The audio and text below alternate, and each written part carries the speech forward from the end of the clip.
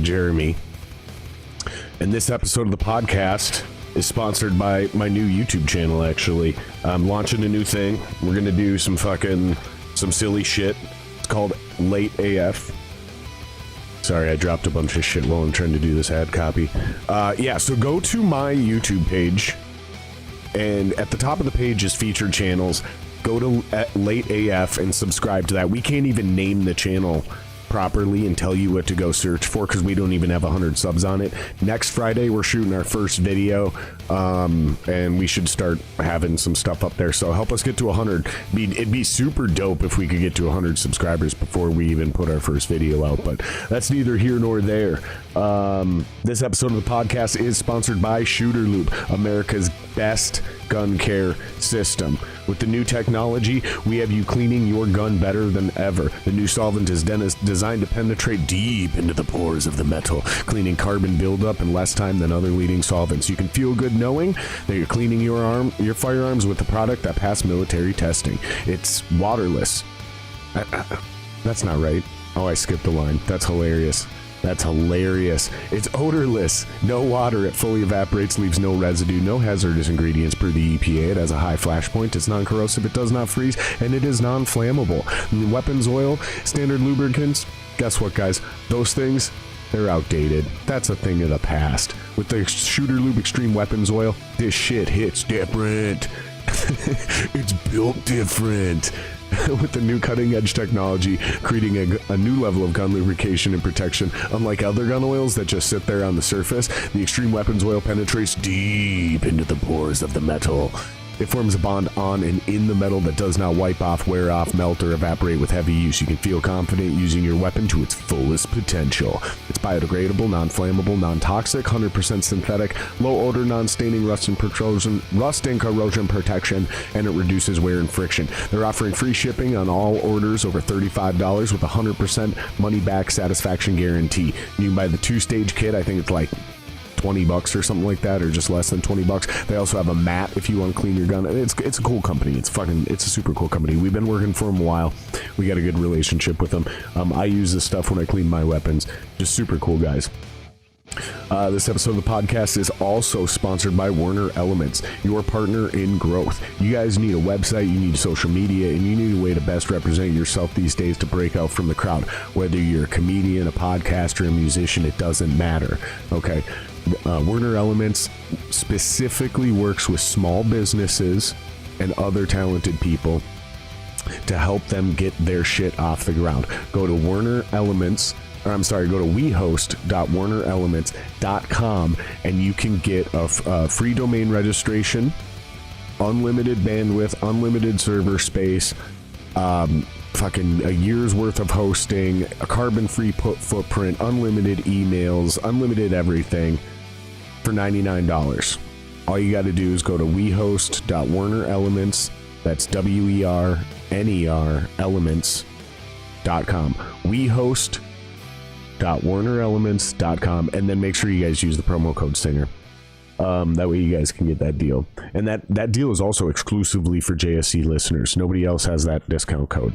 That's true for the ShooterLube thing as well. You get 15% off over at ShooterLube. Both of those deals are exclusive just to you guys. All right, enough of the bullshit. Very excited to get the rhythm section. Logan, the drummer, and Jeremy, the bass player, they're here. We're going to do a podcast. It's going to be great.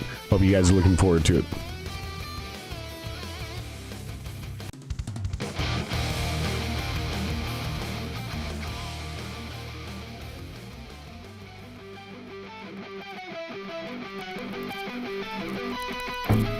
And they're fucking live.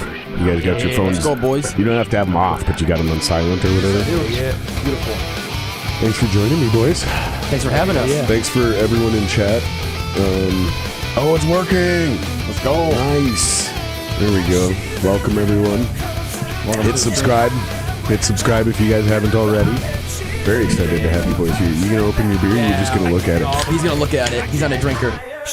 Usually most people prefer their beer cold. He's been sitting there for about 10-15 minutes. You know you're actually supposed to drink almost all beer at room temperature. Really? I did not know that.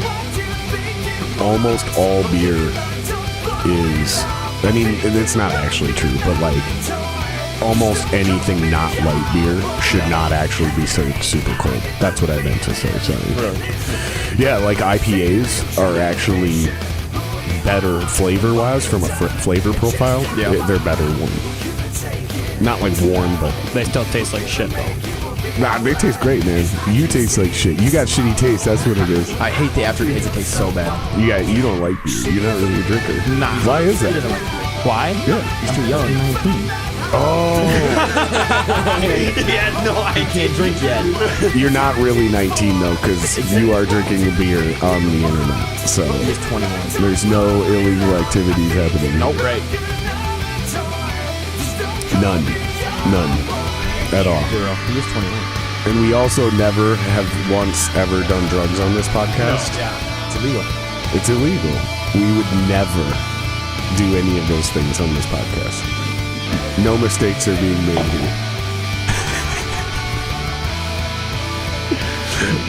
Thanks for joining me, guys. Excited about it. Hell yeah. You guys wanted to come on. You said, "Oh, dude, now we got to do a rhythm section version of the podcast." Yeah. And I was like, "All right, let's do it." Yeah. So, what do you guys want to talk about? I imagine you guys came here with all. You were talking some crazy shit before the podcast started. What were we talking about? Fucking what did you say? And I feel like this is true. I feel like I don't even need to look it up. About buttholes? Oh yeah. Oh my god. Your asshole is made of the same texture as your lips. That's fucking hilarious. I know. I just learned that last week. My coworker told me. I just realized, dude. Do you guys want to hear yourselves louder than me? Nah, no. You do? Maybe you just turn yourself down just a tad. Fuck you. I'm not the I can do this. I can do this. There we go. How's that? Oh yeah. See, now I feel like I'm too quiet in my mix. I gotta get this thing set up. We can all have our own mixes. Yeah. But I'm just dumping them all into that headphone amp and then splitting it from there. I guess Bill wants to talk about Jeremy's G-spot. Jesus Christ. I guess Jeremy found it last week. That's what he told us. I guess Billy wants to know. I think Billy just likes me. Is that actually Billy, or is that like, is that Billy's dad? So Billy actually has a YouTube Bill Schlump called Bill Schlump. Yeah, that's him. It's actually Schloop. Billy, yeah. Billy likes Schloop. It doesn't sound like Now it. we hate each other. We can't. Make sure you talk into that microphone. Yeah. If it's in your way, you can move it. You can get more comfortable with it. You can even like turn it on the underside if you want, and then pull it up. Good. Let me know if there's anything wrong in the chat, you guys. If I need to break somebody up or turn somebody down or whatever. Yeah. So the butthole is made of the same thing as your lips. It is. It's crazy. I feel like this is true. It makes sense too. I feel like this is true. I don't even need to look this up. I'm just gonna buy it. Tell. I'm buying this stock. I'm investing in this truth. So, what's up with your G spot, bro? Jesus. No, Jesus. He found it. He did find it. Have you been experimenting with butt play? Oh my god. No. He has. Ask him about the tissue paper. Oh my god, Jesus. Jeremy, you have to talk into the mic. You have to talk into the mic. Jeremy hates trivium. No, he doesn't. No, I don't. I think Jeremy hates trivium, just so you know. Dude, I'm not even a trivium fan, so that's really? not offensive. Why is that? At all. As great as Matt Heafy is at playing guitar, there's something about him and his music that seems cheesy, contrived, and they're overproduced. Overproduced, force fed. Like it's too clean, it's too perfect, it's too put together. It is too perfect. That's the only thing. But it's him because like even the way he looks, like everything's perfect. Like he's just perfectly manicured. He looks like an alien. The whole thing seems sociopathic to me. Like I'm not hating because Matt Heafy is the shit. He is the beast. I'm not hating. I'm just telling you my thoughts. Like that's why I'm not into the music, because it seems contrived. It seems too perfect, you know. And I don't. It's the same exact reason I don't like Dream Theater. Okay. Those type of bands, those like perfect tech bands. I'm not into it. I don't know. What about Rush? I like Rush. Okay. Rush is dope. Yeah. You like Rush, but you don't like Trivium? 100%, bro. Of course. You're not even close. How many? Dude, Rush is one of the greatest bands of all time. And the Like drummer, all the three lyrics. members. They're all three members. Like people talk about Neil Peart. Yep. You'll get Geddy Lee brought up every once in a while. Yep. But people forget about Alex Lifeson, Yeah, man. he's like underrated. He's so they're underrated. so good, bro. Yeah. Like and the volume of what they did. Yeah. Like if you look at their library, Yeah. they have one of the largest Oh, for sure. libraries of all time, and in that had banger hits. Yeah. Trivium ain't got none of that going Oh for my him. god, man! Well, how many hits has Trivium had? One? What do you mean hit? What do you define as a hit? You know, like Number a top one. 100 Yeah. single or something. Not even number one. It doesn't have Top to be a 10? number one hit. Well, no, they like got even top 100. Yeah, Okay. like Well, they got In Waves, In Waves is for sure like top 10. Heart from Your Hate, Okay, yeah, that's for and sure. then they've got Strife. Those are three. I never heard of none of those songs. I'm just kidding. Then how I can you probably say you don't like I them? think I know Heart. What Yeah. was it called? Heart from Your Hate. Yeah. Heart no, from that Your one. Hate. That's I think probably that's the like the biggest old one, right? That was like That's the actually first big one. only 3 or 4 years old. Yeah. Oh, really? Yeah. Then I That's probably nowhere. haven't In heard Waves it. is like 10 years old. Yeah. Got you. That's a every single song they do is just perfect. I'm not hating on them, Someone man. just said Rush doesn't use samples on their drums. This is true. Trivium, that's all samples. That is not no. Are they triggered? Are they triggered? Oh, they have to be. Have to be. I don't know about the drum production, but the dude is a beast. Talk into He's the a mic, beast. Jeremy. Okay, all right. The drummer all right. is a beast. I don't know about the production, but the dude is a beast. Oh yeah, no, they're great musicians. But that's just like it's just one of my things where it's like just being good doesn't immediately like you'll gain my respect. Like I'll be like, yeah, those guys are dope. But if you want me to like become a fan, Yeah. your actual skill at playing your instrument is quite irrelevant. Yeah. Like it's all about the songwriting and the music. Like and Yeah, they just but I'm also willing to admit I almost never like something when it's first introduced to me.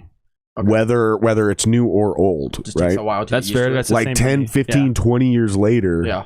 all of a sudden I'll be like, man, I'm really into fucking like, and it could happen. I could be like 52 years old, be like, man, I don't know how I slept on this Trivium shit this whole time. Right? You will. Like, you will. probably not, but maybe. Oh, well, you will. I think you will. I think you will if you actually listen. I think you will. I mean, there was a time I loathed your guys' genre of music that you guys do. We were joking about this earlier, butt rock, hair metal, whatever you want to call it. It is hair metal. That's the correct term. It's not hair That is the metal. correct That's term. what the term was used to destroy the genre. I mean, you think of bands like Skid Row, right? Would you call them hair metal, though? Absolutely, hair No, you metal. would not. You Skid would Row not. is hair metal. No, they are Nah. not even close. Yeah. Motley Crue, Def Leppard, that's hair metal. Poison. Yeah, you got a point. Well, Cinderella. That's glam. No. I would say the big. So do you think that all of these titles are different versions of 80s metal? Or they're all just different I can't call words? Def Leppard or Motley Crue metal. How They're can hair you, metal. No, but how can you call them metal? It's rock. It's not rock. It's rock. It's not metal. rock. It's not heavy metal, but it's metal. Just because it's not heavy doesn't mean it's not metal. Just like Iron Maiden, I would suppose. Yeah. Yeah, exactly. Yeah. So these terms are super dumb. Yeah. But it's like a religion to us. And the reason I say they're super dumb is because like go to Apple Music, Yeah. go to hair metal radio, Yep. and it's like here's music from the Sunset Strip, and Yeah. every band you just mentioned is in there except for Metallica. Oh yeah, because they're not hair metal. Right. They're actually metal. Yeah, like especially back then it was like thrash. Oh, thrash. Yeah. Yeah, it was like straight up thrash. Like Oh, they're one of the. They're the. Best of band. One top. I'm just saying. I'm just saying. Like there was a time I hated that genre of music. Yeah. That entire thing, and now I fucking love it. So I'm just saying I'm apathetic towards Trivium, which is a way greater chance that I'll come around on them someday. But it's not like I'm not into that style. Yeah. It's not like I never gave them a chance. So do you like any like metalcore bands then? Yeah. There's more metalcore bands stuck with me than like the new metal genre for when I was like your guys' age. Like Avenged Sevenfold? So Avenged Sevenfold's an interesting band to me because I'm still to this day willing to fight anyone in the streets over the fact that I think Awakening the Fallen is an absolute masterpiece front to back. Oh yeah. It's an absolute masterpiece. And then every album since then, I'm just like progressively I've liked them less and less. Especially when Duder died and they got Fuckboy to play drums. I can't remember his name. For Nightmare? Lee's gonna kill me. She's obsessed with him. The Rev? It's not Portnoy. No. Who are you talking about? Portnoy. Yeah, Portnoy. Yeah. Oh, Portnoy. I don't like that shit. I didn't like it when Portnoy was in it. For Nightmare album? The new kid seems better. Like he's better. The new drummer, the new kid. Like he's better, but he's better. But I don't really like the whole prog thing they were doing. To me, I also just liked it when they incorporated both screaming and singing. Yeah. And as soon as they were like, no more screaming. I mean, there was screaming on it. There's been screaming on every album. Is it really? Yeah. Nightmare, God Hates Us. That's probably one of their heaviest songs. Except for probably Hail to the King album. Not really any screaming on that one. Yeah. Which that's one of the best produced metal albums, for I'd sure. say, of the 20th century. But yeah, they made it through. Still did Kill Switch. Surprisingly, believe it or not, like they still put out good shit. They're just not banging and like on a successful level like they were as far as like radio shit. Yeah, but that doesn't mean anything. But All That Remains. So that's a really interesting one because I was a huge fan of their first two records. Okay, and then same thing. Really? Like all of a sudden it's like I don't know, and then again fucking Ollie died, or fucking Ollie, yeah, he died. Ollie. Yeah, and it's just like fuck, man. You lose a member or change a member, and it can change everything. Yeah, especially if a band is already headed in a direction that, and I don't know. That's why it's like I'm still a fan of those bands. God, who are some of those? I forgot how much I liked As I Lay Dying. Okay. Those guys were fucking dope. I was just their driving down the road. Was amazing. I don't know if I can fuck with them anymore because of that singer shit, dude. He hired a hitman to kill his wife. Did he? I didn't even hear about that. You didn't know about? Okay, so the lead singer of As I Lay Dying. Yeah. And a way cooler band, Austrian Death Punch or Austrian Death Machine. That's what it's called. Okay. So he does this. He has a side project called Austrian Death Machine. That's even cooler than As I Lay Dying, and all the lyrics are Arnold Schwarzenegger quotes from movies. Really? Yeah. So like a whole song is like "Get to the Chopper" or something like nice. "Get to the Chopper." Nice. It's hilarious. It's amazing. He hired a hitman to kill his wife. And did the hitman kill his wife? No, he got caught and went and did prison time, and now he's out. What? And he's back in a band. Jesus. Motherfucking dude, talk about cancel culture be missing the mark, bro. Like that motherfucker actually deserves to be canceled, but motherfuckers are like, nah, fuck that. We like that shit. Yeah. Like, wow. Bro, did you hear about R. Kelly? Oh, of course. Same shit. He's pissing on girls? Dude, it's way worse. Yeah. That trial's going on right now. It's way worse. Yeah. Same shit. Nobody's talking about it, right? Yeah. Maybe because people are like, we already got him.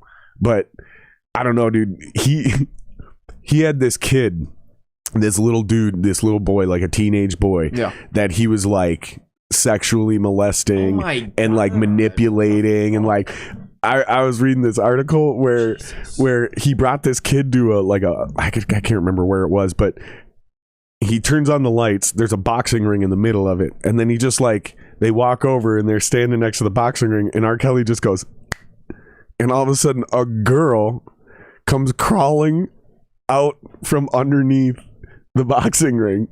She's on a leash. No. And she just blows R. Kelly. And then right next to the kid? Yeah, and then R. Kelly's done, and then he goes, now do him. And how old is this kid? Like 12, 16, 14, something like that. A teenager. He's a teenager, man. Like, yeah, and then he oh, dude, it's fucking dark, man. That's horrible. Yeah. It makes me sick. So I have a hard time getting back into As I Lay Dying, but man, I was driving down the road the other day and 94 Hours came on, and I was like, oh, I forgot how much I love this song. It's a good song. And then there's another one on that same record. Well, The Sound of Truth is one of my favorites. But I'm bad with song names unless it's Metallica songs. Yeah, I could talk about Metallica for days.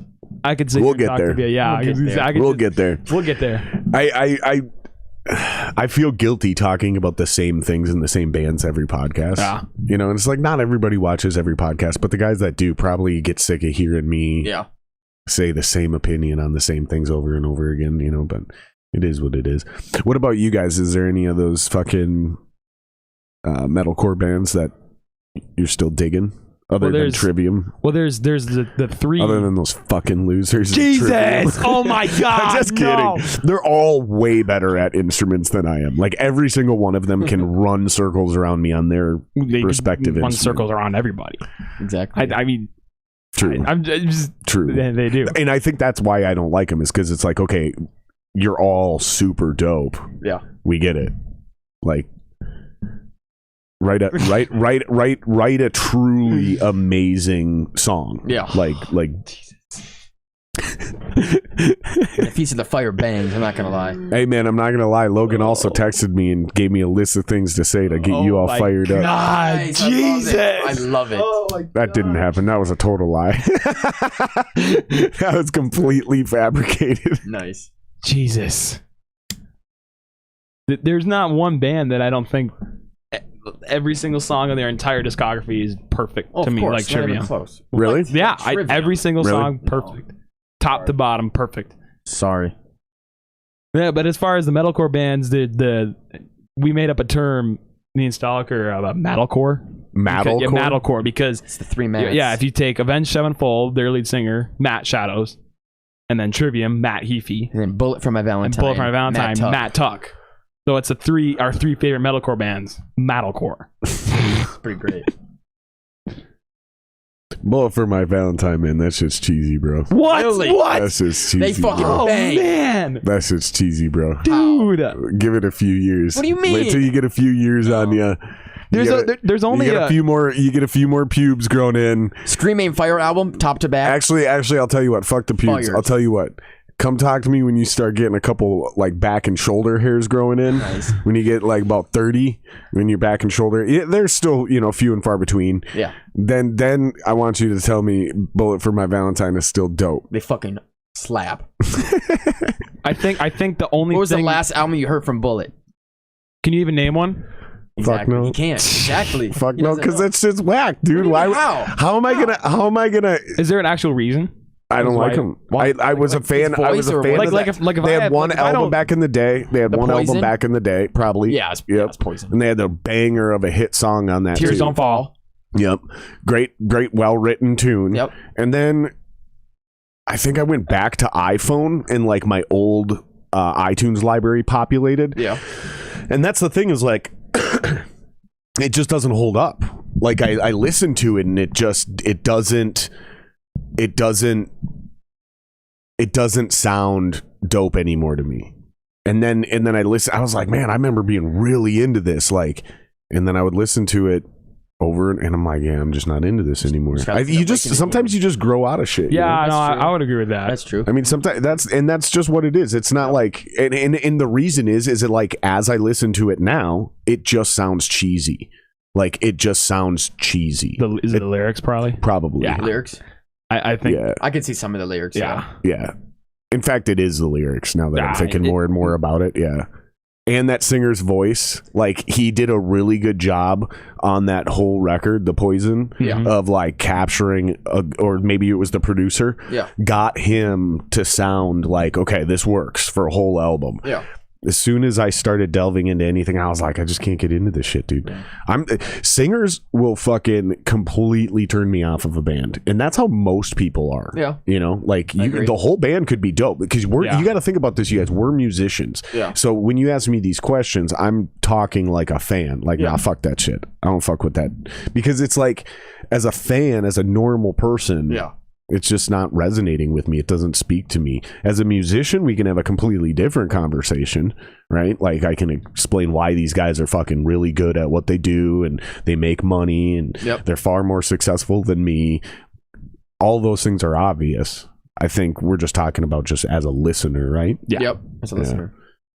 Yeah, and I get it, man. I mean, I know a lot of people who can't stand Metallica because of James Hetfield. They're like, I can't stand his voice. Can't stand him. God, it drives me nuts. And I'm like, you're tripping, bro. Yeah. But that's why it's subjective. That's why no one should ever get discouraged by this idea that there's already a million bands out there. It's overpolluted. It's not overpolluted, man. Jesus, Brad. Nah, I think he's right though. No. Not even close. I don't watch werewolf shows. I don't know, man. I don't know. I think you guys do. I think you guys watch a lot of Twilight. Hell no. Bro, I gotta tell you guys this crazy fucking thing real quick. Have you guys ever seen What We Do in the Shadows? No, I haven't. Bro, it's like a mockumentary like The Office and Parks and Rec, but vampires. Oh, really? And it's fucking hilarious. First of all, I'm sitting there. I've seen this thing in the past, but I've never like really sat down and watched it. Cleaning out the garage last night, I decided to throw it up. Season 1, episode 3, werewolves show up. Fucking this kid I went to high school with named Bobby is in that TV show. What Really? the Native American kid named Bobby. way. I went to St. Paul Creative Arts High School with. His name is Bobby. And then it reminded me. Bobby was also on the Daily Show once. Oh my god. Like, Really? yeah, dude, it's That's fucking crazy. wild. And then I just started thinking about all kinds of crazy shit. But you guys should check that shit out because it is fucking What's it called? hilarious. What We Do in the Shadows. It's on Hulu. Hulu. I mean, it's probably a lot. It's probably on a lot of other platforms too. Yeah. But it's like definitely on Hulu. Okay. It's an amazing show. It's absolutely hilarious, especially if you like that mockumentary vibe. Yeah. It's so good, dude. So good.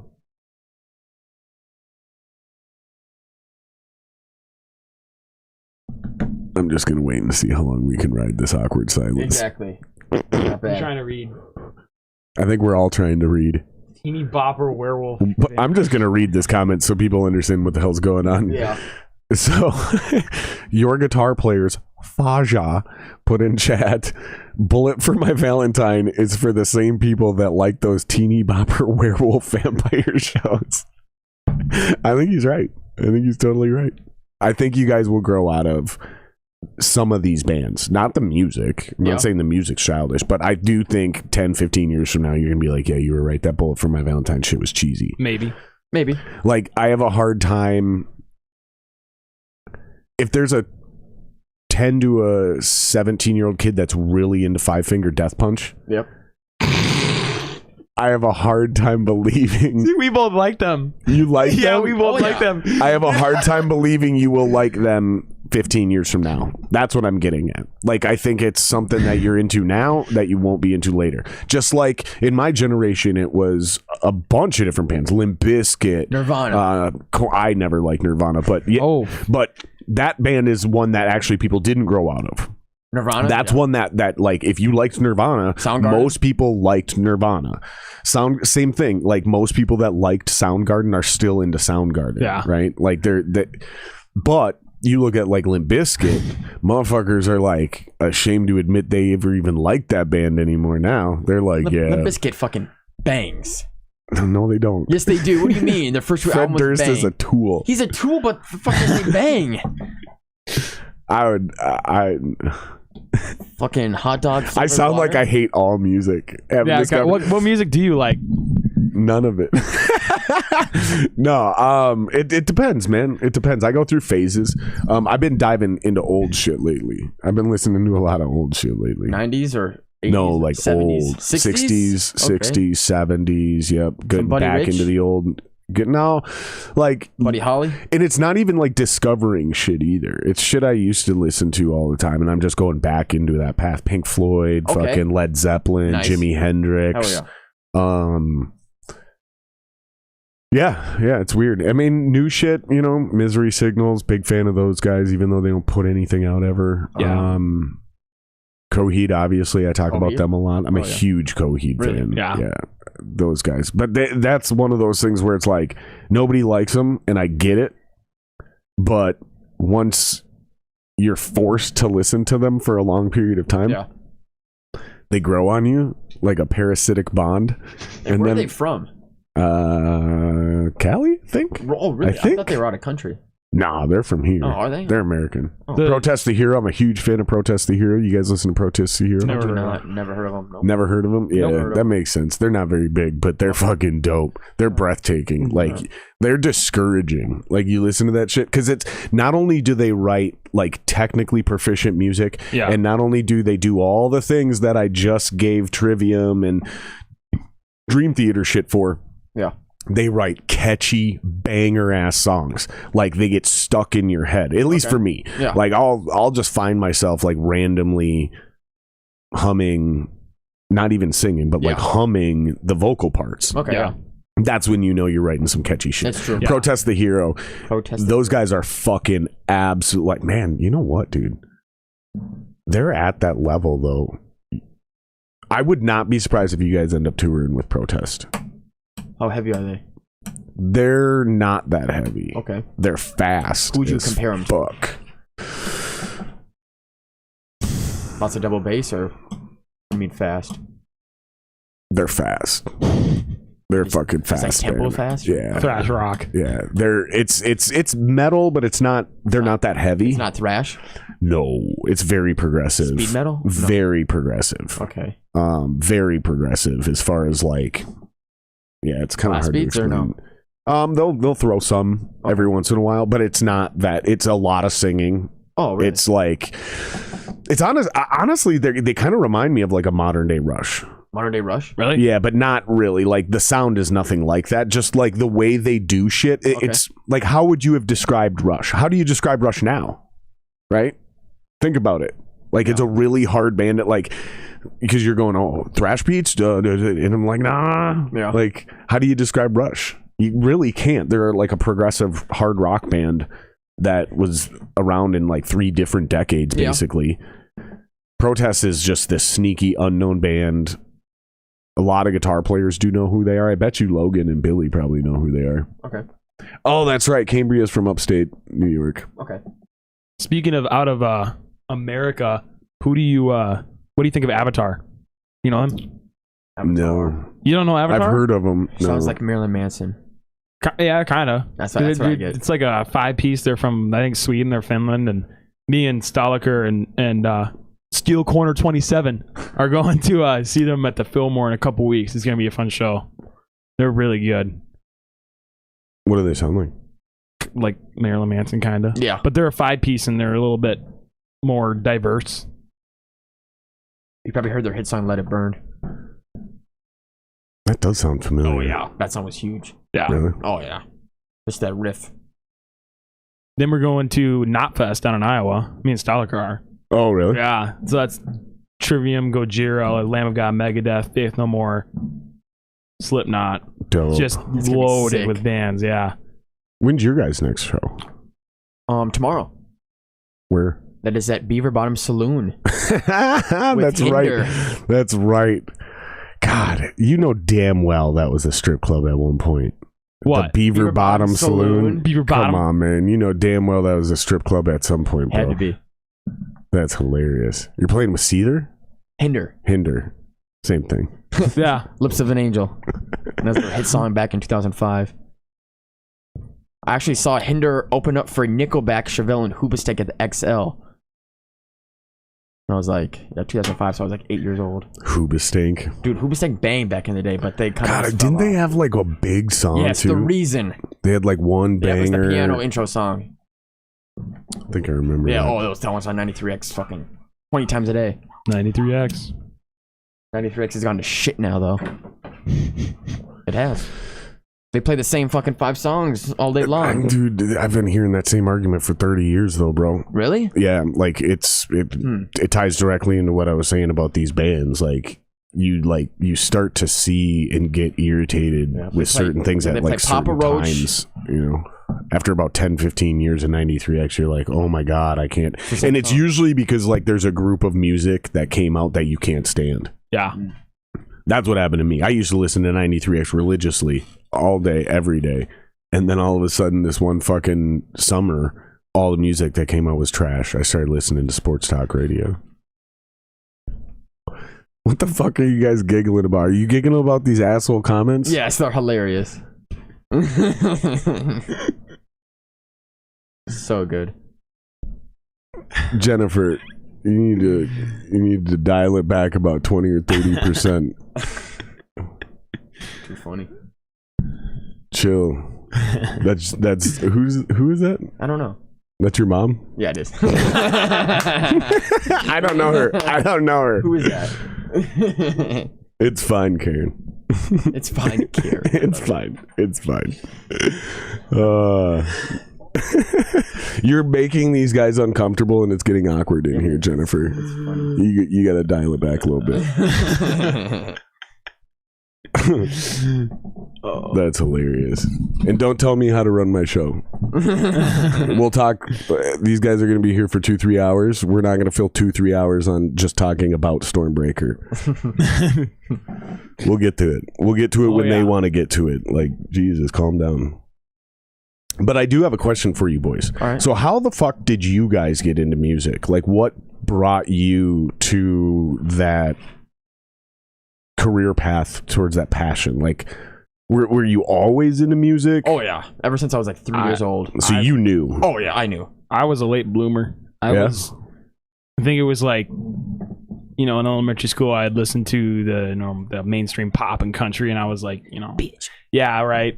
And then in 6th grade, I heard the Welcome to the Jungle intro, nice. and I was like, fuck, that is sick. I was just like, it just clicked. That's and awesome. then eventually, I think it was like 3 years later, so it wasn't until like freshman year, which was only like 5 or 6 years ago, I picked up an acoustic guitar. And then, literally like 5 or 6 years ago. And then I just every day nonstop playing. And so how'd you end up on bass? He wanted to play with Störmbreaker. Logan Störmbreaker texted me that there was a bass opening. Gotcha. So I switched bass. Gotcha. Yeah. Okay. Yeah. I'm always curious about that shit because a lot of people, that's how they end up on bass. Is I play guitar, but this band needed a bass player, or I wasn't good enough to be a guitar player. Like, I hear that a lot. Yeah. Like, I wasn't a very good guitar player, so I just started playing bass. And then there's like this other group of dudes that they fucking love bass, dude. Yeah. They're obsessed with it. Yeah. It's crazy. So would you consider yourself a guy who plays bass, or do you consider yourself an actual bass player now? Good question. Because when you first started, it's pretty obvious. You're a guitar player fucking around with 2 less strings and I had actually always played both. I always had a bass, and I always played for fun. So you consider yourself a bassist? Both. Yeah, bassist and guitarist, because I'll do everything, I know, it's hilarious. I guess my mom thinks you're hot, Jared. He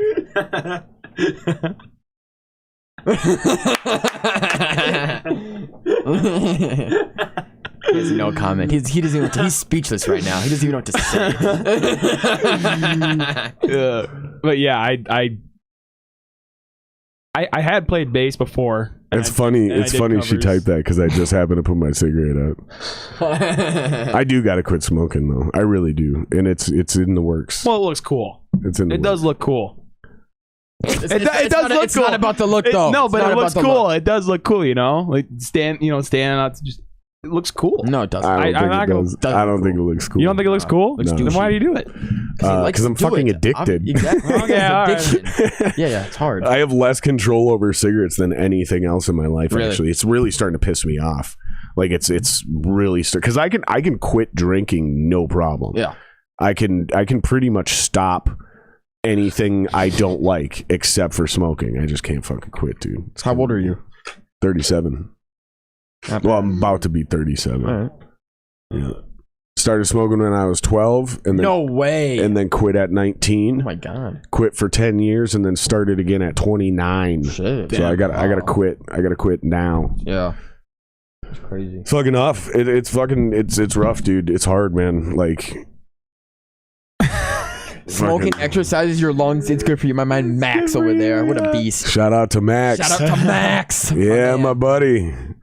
You know, what's funny though is they're finding out nicotine actually helps with a bunch of shit. I bet it does. It's just not good to do like I do it. You don't want to be smoking like that. You don't want to be chewing. You don't want to be doing. But like, there's actually benefits from nicotine. I think it's all the other shit in tobacco that's actually bad for you. I don't think nicotine in and of itself is actually bad for you. I think it's all the other shit involved with tobacco products. Like tobacco causes fucking cancer. Because you're smoking tar. Yeah, tar, but shit into your lungs. Yeah, but like nicotine's a nootropic. Like it actually increases your brain function and shit. Does, and it's wild, man. Helps you handle stress. I would never smoke cigarettes. No. I think I'm gonna switch to cigars again. That would look cool. That looks even cooler. I love smoking a good gar. Oh man, when I was in Texas, I found a cigar bar. I didn't know they had no existed. I ended every night in Texas at that bar before I went back to the hotel. For real, dude. Every night I would fucking go back to this bar, buy a cigar, you'd sit there and smoke it and just drink, bro. Nice. It was awesome. I even got him to put the fucking Gophers game. We got smoked in the Final Four. Hockey or? Yeah. Down in Texas. They even put one of them bitches up there for me. It was dope. Shit, that's actually good. Oh man, that's hilarious. Can you grab me a beer, please? Since they're right behind you. Better grab his ass a beer. What about you, man? You said you always knew since you were like 3 ever years since old. I was 3 years old. It was at Always Drums. Always Drums. Yep. Grab me one of the other ones, will you? And then my grandfather, he was in a polka band Thanks, in brother. the 60s. Appreciate you. And it passed my dad and went to me. So my dad always loved the 80s music. You saying it skipped a generation It's- like a it's skipped. disease? Like it's psoriasis and shit? It just skipped your dad and went Skipped. straight to you? Went straight to me. I got the music gene. I feel you, though. Yeah. I understand what you mean, though, Yeah. because, like, I knew I yeah. loved music. I loved listening to it. I was like 3-4 years old. My parents bought me like a little plastic toy guitar. Yeah. I was obsessed from day one, and I always knew I was going to, but I didn't actually start until 12. What about Really? you? Oh, I started playing. I got my first drum set like 4 years old. 3 or 4 years old. Yeah. No shit. Yeah. My dad brought me to my first concert when I was like 4 or 5 years old, to Def Leppard and Bryan Adams. I can still remember that, being on my dad's shoulders, just singing along to every word. And everybody's like, look at this little kid. He knows every fucking word. Yeah. That's awesome. My first rock concert was Linkin Park. Nice. That was unreal. State Fair. I think I was 11 or 12.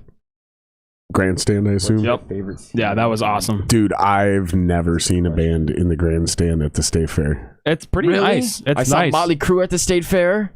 This year's lineup was total bullshit, too. Night Ranger. Night Ranger? You don't like That's Night all Ranger? you got was Night Ranger? That's all you got? Night Ranger? nothing. Night Ranger? Nothing. That's what you say? But come on, Night Ranger man. bangs. What do you mean? Night Ranger's pretty good. You still rocking America, Sister Christian? Sister Chris. Don't Tell Me You Love Me? Tell Me You Love Me, yeah.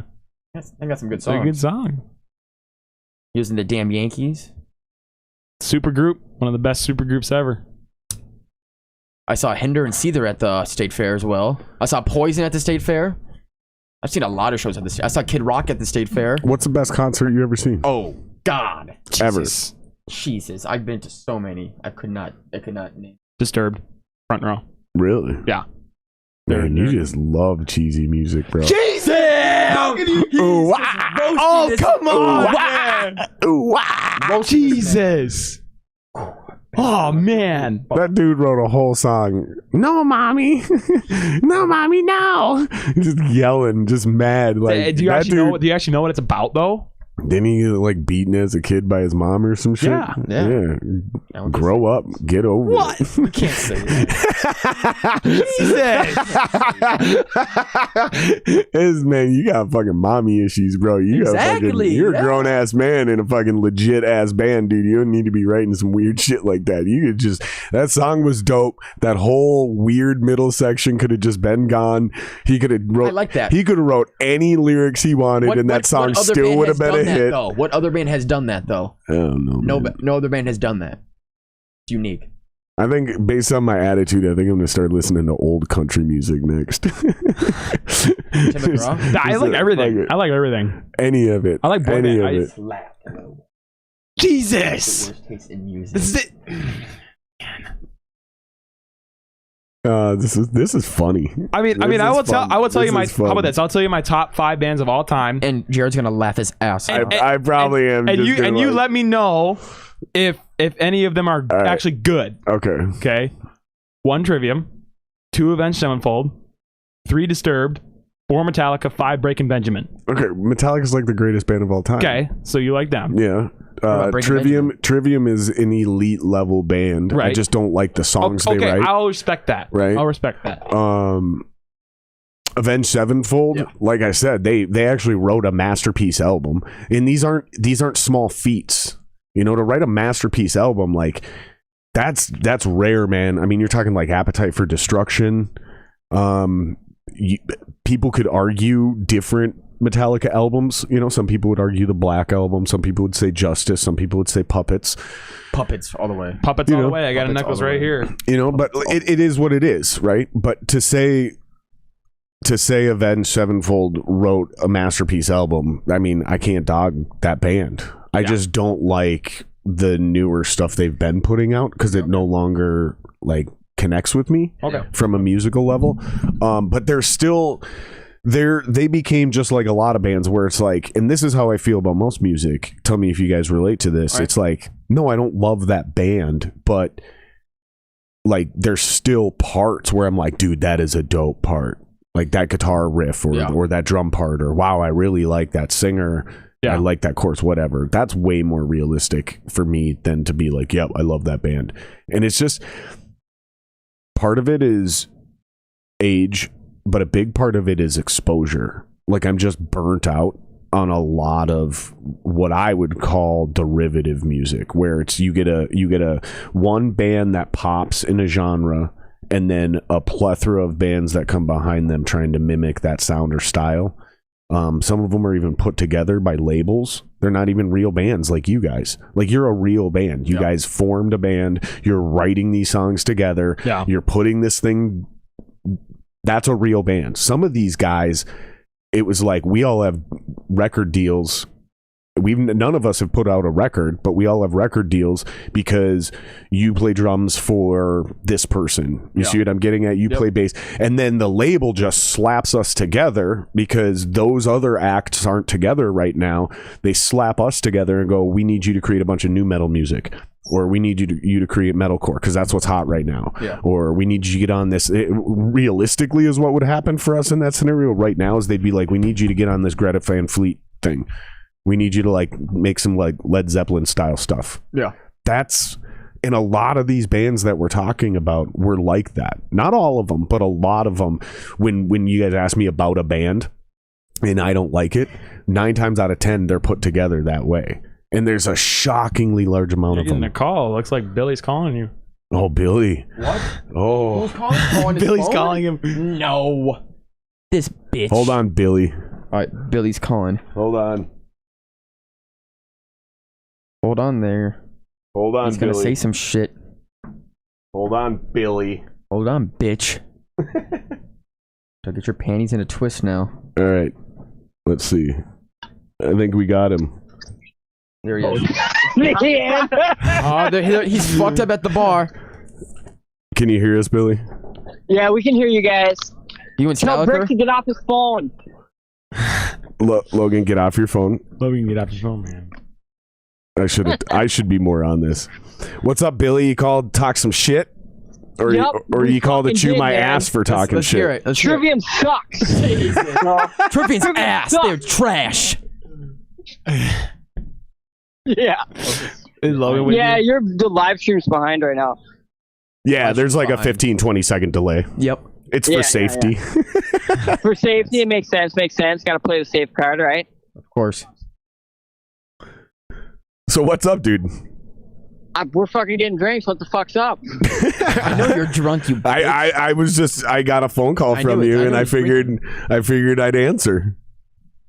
Did you ask Jeremy about his G spot? Jesus. Yeah, I did ask him about his G spot, and he keeps getting super uncomfortable and like literally avoiding the microphone. There's nothing to say. Yes, there is. You found it. That's a fucking discovery. Not everybody in their life can find their own G spot. In case the viewers or listeners don't understand what's going on right now, Billy and Logan have Logan Störmbreaker, the other Logan from Störmbreaker, the guitar players. These two guys as band members called us on the phone. Yes. This is amazing. This is really great. You know, the funny thing is, if you guys all actually listen to Trivium, you probably like it. I do like it. I never said I did. How do you guys feel about Trivium? Ooh, Jenny said hi to you, Bill. Oh my god! All right, boys. Maybe we'll call you in a little bit. I gotta get some more drinks in these, boys, so we can catch up with you. Maybe we'll give you a shout later. Sounds good, baby. All right, fuck you, Bill. Go suck a dick. See you later, Lil Will. Bye, boo boo. Those guys are awesome. I know. They're just fucking suckers. So there is a question in chat. How did Störmbreaker start? You're going to have to go back and watch the other podcast where we got into that story because these guys didn't start the band. Yes, I did. Well, you were a founding member, actually. I was the founding That's member. right. Me and Bill were. I thought it was Billy. Me and Bill. You and Billy started Bill. it together. Gotcha. Okay. So was it your idea? Well, me and Bill were. Take credit now, buddy. He's not here. I hung up on him. He can't argue right now. He can say whatever he wants in chat, but whoever's on the mic makes the facts. Well, my mom found an ad that said wanting a drummer, and then I went to this guy's house. He was a bass player. His name was Sam. And as I got there, I saw Bill playing guitar in that band, and me and Bill really liked the same in music, and that other guy, all he liked was Green Day and Foo Fighters. And I realized that me and Bill both liked Rat and Dawkins, so we're like, well, fuck this shit, we're gonna fucking start our own band. Rat and Dawkins. That's sick. Now, Billy sang at first, right? Yes, he did. He was our singer for like two years. And you started as a 3-piece. Yes, we did. And then we added Chris from there. Yep, you added Chris, and then Logan joined the picture, and then you're the newest member. Correct. Cool story, bro. Cool. Yeah. No, it is. It is a cool story, man. It is a cool story, dude. Because drummers are hard to find, first of all, let alone one that actually has like a creative vision. Like, dude, we should do fucking this. Like, yeah. If you find a decent drummer who acts like that, start a band with them because you'll actually get shit done. Yeah. First show was at the Depot. About five, almost 6 years ago. Crazy. Yeah. And you guys have had some traction for a while, but it seems like you're really starting to like get real traction now. Yeah. When and why do you think that started? Do you think that had anything to do with Wally? Oh, of course. 100%. When did you start working with Wally? 2018. So just recently. Yeah. Just in the last 2-3 years. Yep. Did you guys find him? How'd that start? Actually, Chris knew him before, personally. Yeah, personally before he even joined Störmbreaker, and it was like, so if you want to record stuff, I know a guy that records, and that's how it all started. No shit. Yeah. That's fucking crazy. Yeah. I wonder how they knew each other. I know. I just blank right now.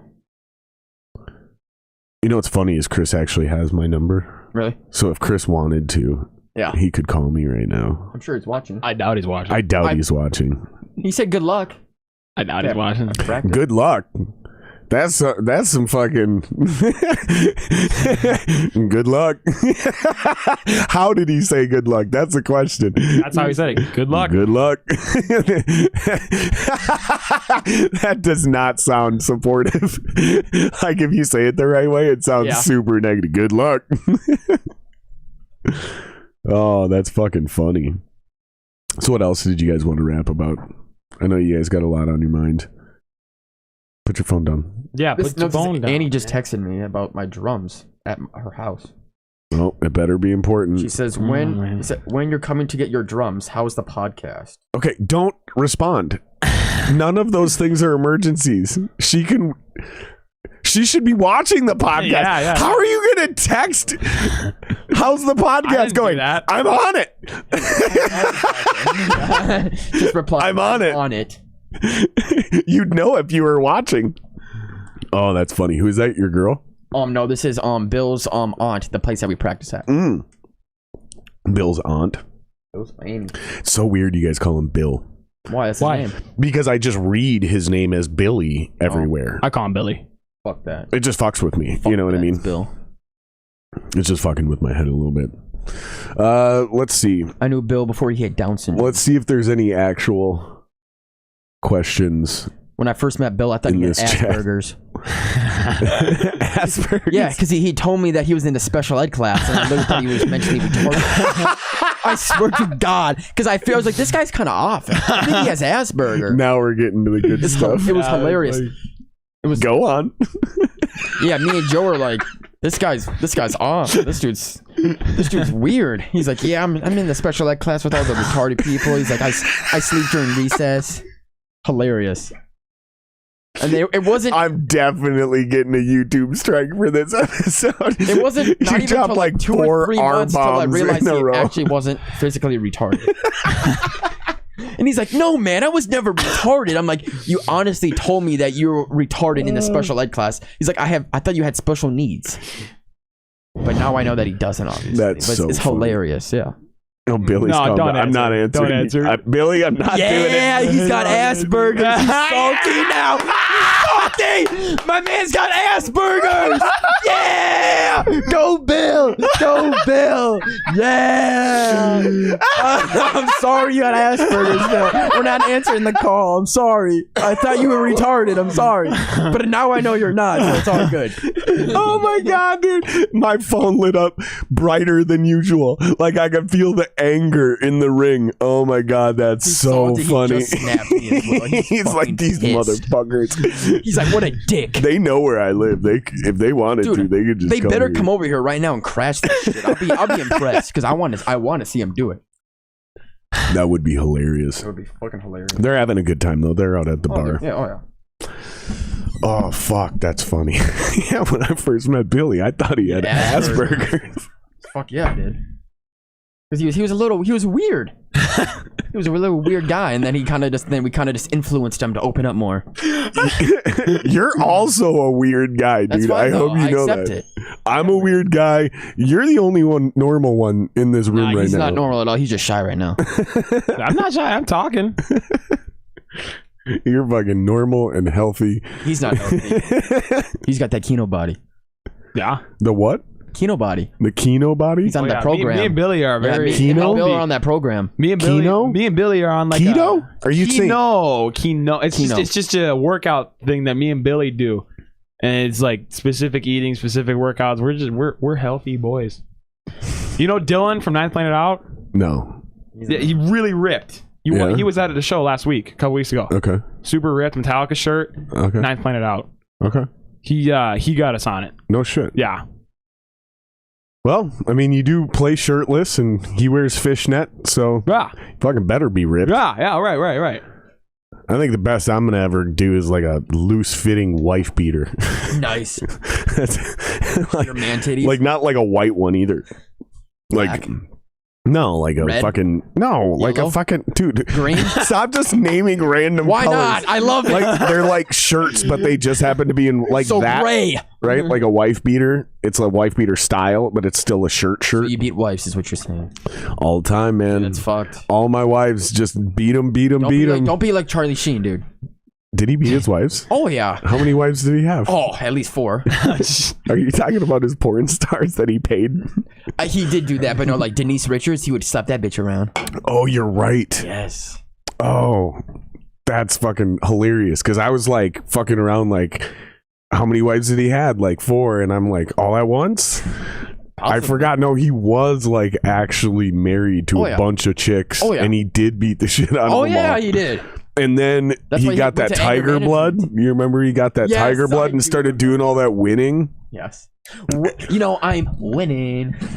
Dude, that guy was crazy. He went off the rail on 2.5 Men. He got fucking fired. Yeah. It was a good show though. He was making $2 million an episode. Fuck. That's insane. $2 million an episode. What the fuck? What, man? You're like, that was a good show though. It is a good show. It is a good- You can't even lie. You can't even lie. And then you were like, fuck. No, it is a good show. Oh yeah, that was. It was the fuck. Like the way I took it at first was like, did I really just say that out loud? Now he's gonna rip me for that. It is a good show. It was I just alright. can't believe he was making $2 million an episode. If you're into sitcoms, it definitely is a solid sitcom. Like Top 5. very few of those did I ever actually any of those sitcoms. Very few of them did I actually like. There was one I got into Married with Children. when I was a kid. I did Al like Bundy's that the one. fucking goat. Peggy Bundy. Friends. Friends is fucking trash. I definitely hated Friends. Yeah, same. And I still don't really like it, but I am now that I'm an adult, I'm able to like watch it and laugh and get some of the references. Okay, yeah. The one I was into as like a teenager was fucking Third Rock from the Sun. Oh, I don't know that one. And then my wife got me into Big Bang Theory, believe it or not. I hate that show. I fucking hate sitcoms. Just the whole setup, the whole thing about it. I just don't like it. Like the cheesy comedy, the crowd laugh, all that. Yeah, so many. The laugh track, all that shit. Yep. But dude, every once in a while, man, like, yeah, there will be a legit one, and I never think I'm gonna like them. Yeah. Ever. And then it's the only thing that'll get me in is if somebody else is into it. Yeah. And then I end up watching it and I'm like, I start liking it. I did end up liking Big Bang Theory, but fuck, I just forgot my point. I was gonna say something. King and Queens. Never seen it. Never heard Kevin of it. Smith. Never seen it. The man. Oh, yeah, the King of Queens. Yeah. Yeah, there was some shit that seemed pretty funny in that. I remember Jeremy that. Stiller. I that girl is fucking awesome. Yeah, she is. What's her name? What's her fucking name? From King of Queens, the woman. She escaped Scientology. She did a whole documentary about it. Because Scientology is a fucking cult. Yeah, flag me for that, YouTube. I don't give a shit. Scientology is a goddamn cult. What is her name? Her name is As soon as you say it, Lee. Her name in the show was Carrie Heffernan. it's like Liam. Remini? Yeah, Leah Remini or Yep. something like that. Yep. Fire. Yeah, she's awesome.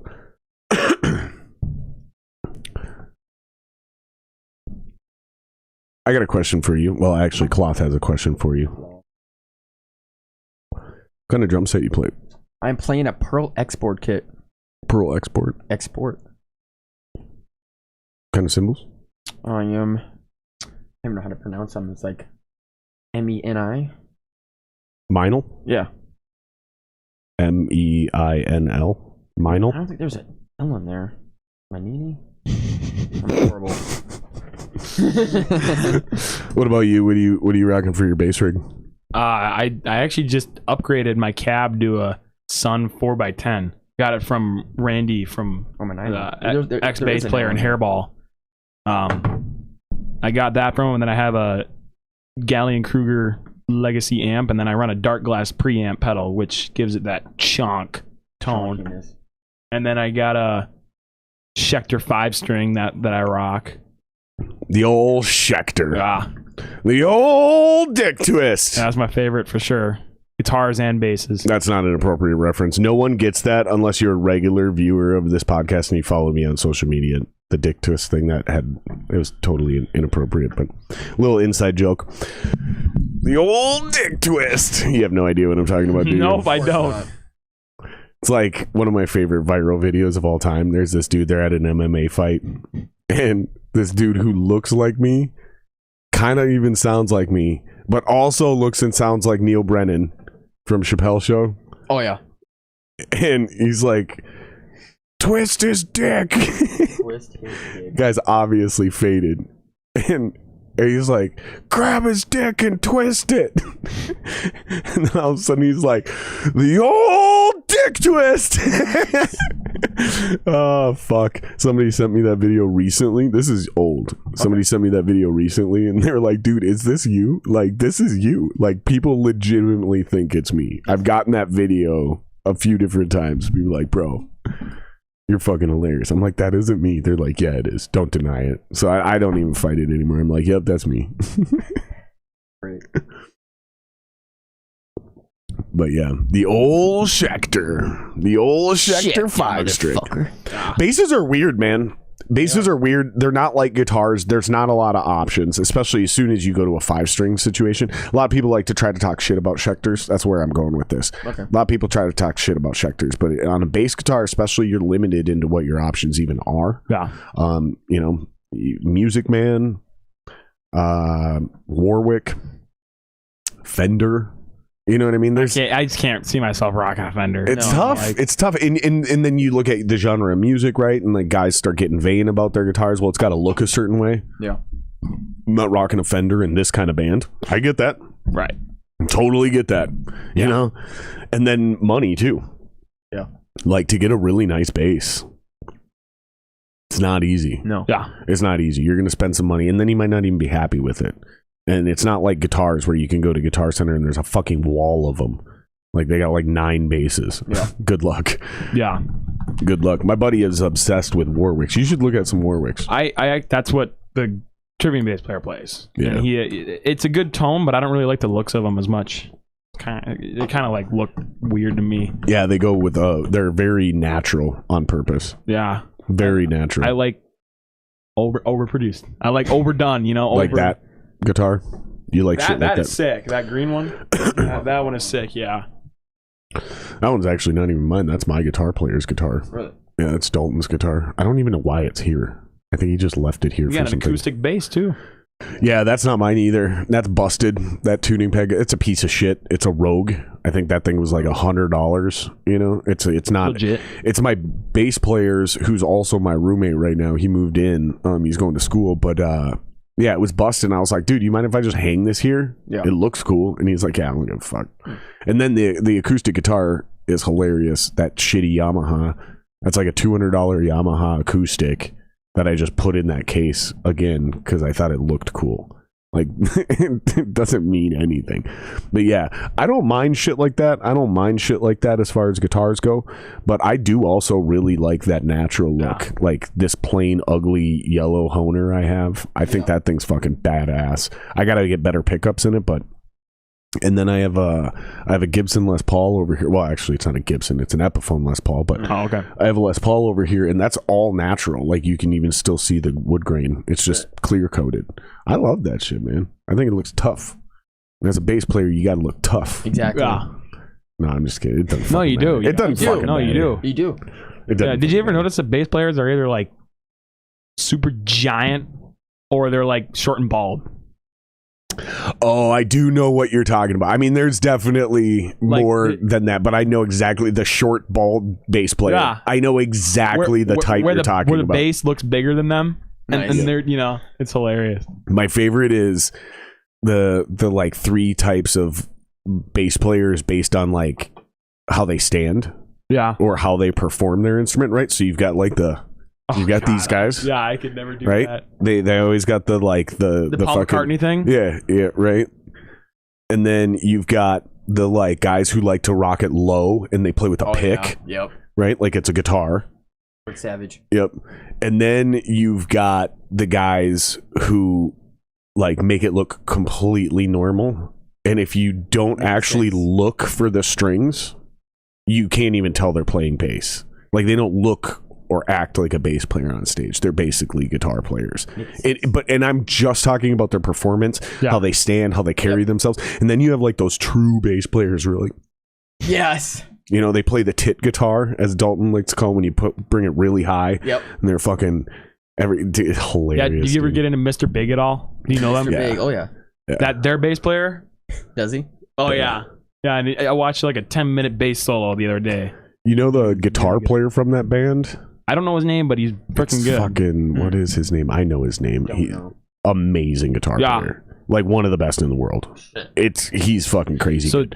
He plays bass in a band called Sons of Apollo. And I've heard of Apollo. them. I've heard of them. Yeah, he's the bass player in that. Oh, really? The lead guitar player from Mr. Big is the bass player in Sons of Apollo. Yeah. So another band like Mr. Big would be Extreme, and they're Extreme. goddamn amazing. I think saw Extreme is one of those bands that was put together by a label, if I remember. Really? Really? No. I'm almost 100% Mr. Big was as well. Like all of those guys had individual record deals. Okay. And then the label just kind of smashed them all together. I'm pretty sure Extreme was like that too. That fucking singer, is it Sheeran? Gary Sharon. Yeah, he was in Van Halen for one album. Really? Yeah, dude. Yeah. So that's true. Yeah, you didn't know that, huh? So yeah, he replaced Hagar. Oh, really? Okay. Yeah, he replaced Hagar, and that album's actually not that bad. It's not bad. Yeah, Van Halen 3. It's hands down their worst selling album of all time. Okay. He lasted one album and they got rid of him. Mm-hmm. That fucking guy is actually a great singer. Like he's incredible. Yeah, he used to sing for Extreme. Paul Gilbert, that's exactly who it is. Yep, that's exactly who it is. Thank you, Logan. Thank you. Do these guys have nicknames? do. Fuck boy. This guy's nickname is Jer. Jer? Yeah. Jer? Jer.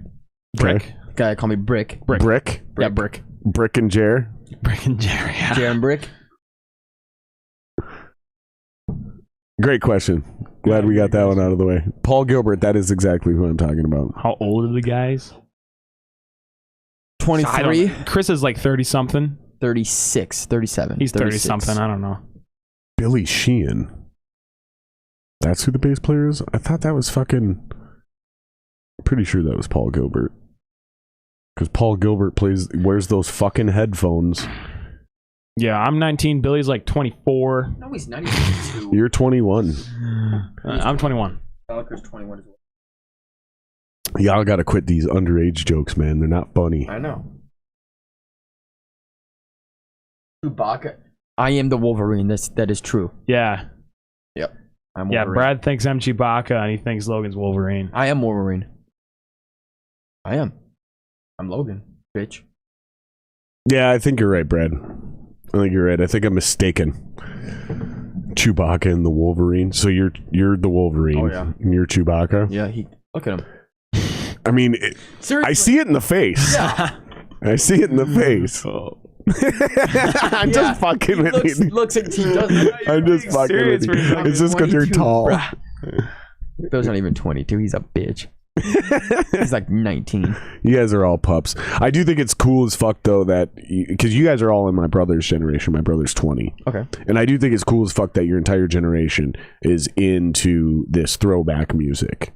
I just think it's fucking rad because everybody talks nowadays, oh, the younger generation, they don't get. I'm like, y'all don't fucking know anybody from the younger generation. Because like you guys are fucking dope, man. You guys take shit seriously. You fucking work hard. You take care of your fucking bodies. You understand what good music is. Yeah. Like, you're not listening to Cardi B and like, yeah, we want to be fucking... Like, no, man. People are doing to your generation what everybody does to everybody. They're making sweeping generalization based on a Twitter post. It's like, that's one idiot 16-year-old from the UK. You know what I mean? Like that's nothing. That's not you guys. That's not, it's dumb, man. And I think it's fucking cool as fuck. You guys, Greta Van Fleet. Yeah. And then you got the fucking Revenant Soul Boys. Oh, yeah. They're a little older than you, but they ain't even 30 yet. And they're doing some throwback shit too. And and not only that, but you guys are good. Like, that's the crazy thing, is you guys are actually good at what you do. Mm-hmm. It's one thing to make throwback music, but then to actually be dope at it, it's fucking... Yeah. You know the issue? Cool. Yeah. Yeah, they're really good. Yeah, I like Clay. Clay's been on the podcast. That new guitar player, Colin, that kid's a fucking star. He's really good. That kid is an absolute bona fide fucking rock star. That new guitar player, Beast. I've seen him play live 2 or 3 times now. Yeah. I do think, though, that their lack of rehearsals are starting to show on stage. Oh, really? Because the last 2 times I've seen them, they weren't as tight as the first time I seen them. Yeah. Like, they were tight and crisp the first time I seen them live. Where did you see him the first time? I think it was Route 47. With us? Oh, okay. I think so, yeah. They killed that show. They were really good. They fucking did really well. Well, they didn't. They had their old guitar player play with them that show, Avery. Yeah, that's right. and then his amp shit out. Yeah, That's right. His amp shit out mid-set. Yep, I remember. And I looked at Dalton and I go, that's why you don't play with undersized amps on stage. Like, you need the fucking head. He fried his amp because That was Casey's amp. because he was pushing it as hard as he could to try to keep up That was with. Casey's actually. amp. That wasn't even Issue's amp. Really? Yeah, it was Casey's amp. The backup amp was Casey's amp. Right? No. No, the one that was blown? Stalker was using during that, because I remember Casey's, that amp blew out when Stalker was doing his solo. And he was using Oh, wait a minute. Yeah. Stalker can verify in the chat if he talks. The amp that blew was Stolliker's No. No, that was Casey's. It was Casey's. of the issue. No. No. Casey of Revenant Soul. Wow. Yeah. Wow. Yep.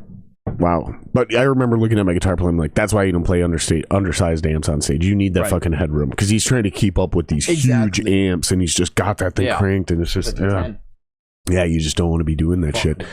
And then I seen them recently, and don't get me wrong, they were still really good. Yeah. I'm not talking shit. No, Right. But I'm saying, like, as a fellow musician, Yeah. I'm starting to see, in the last 2 times I seen them play, I've started to see like a slippage, and Really? it's clear and obvious that they're not rehearsing as much. Yeah. And I think some of them are starting to jam with other people too. Like I think I think- all of them have like solo projects. yeah.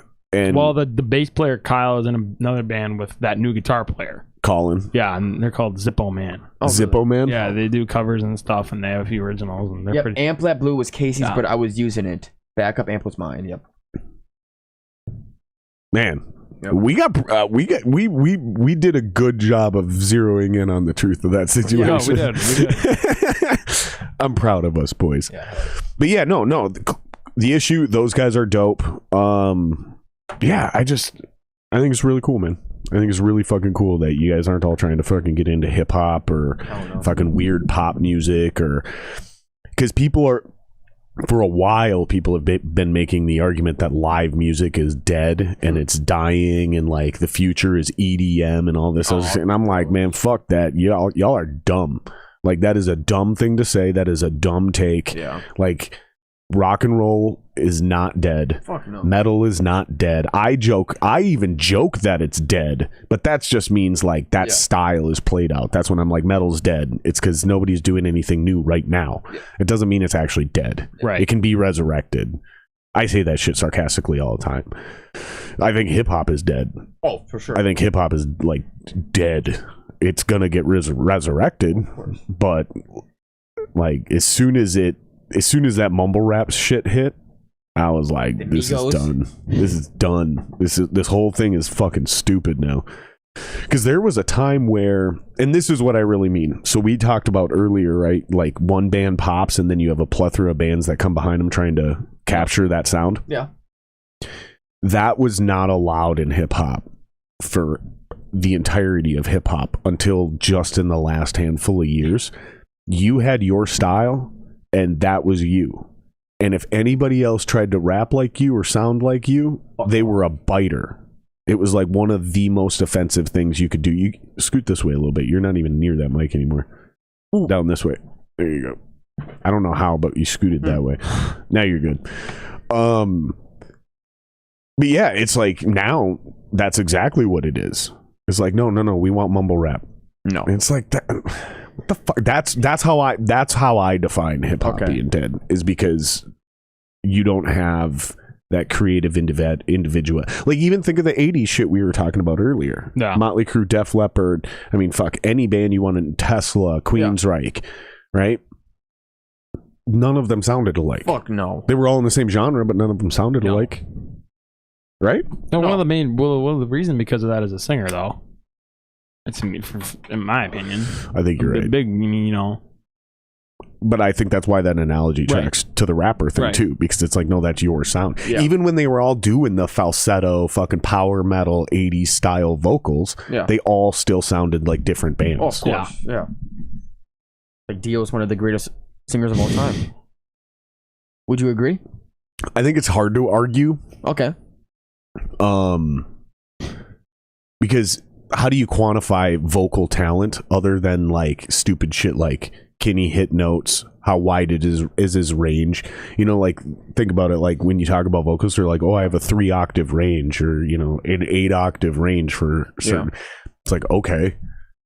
What can you do with it, though? Right, exactly. And that's the thing, is like, so for me, it's like, I don't even care who's a good vocalist anymore. It's like, can you write catchy music? That's all that matters. So, like, who do I think the greatest singer of all time is? I don't even know where to start.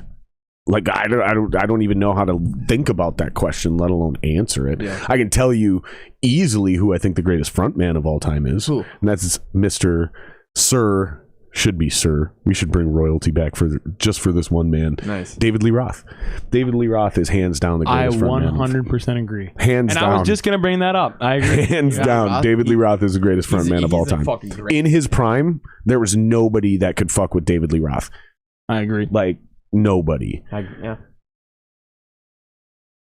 Well, Freddie Mercury could fuck with him. But I think Freddie Mercury was a way better vocalist. so he didn't need to be as good of a front man. But Ozzy Osbourne. Ooh, I forget about Ozzy. Exactly. Ozzy might be the best front man of all time. Exactly. Ozzy's.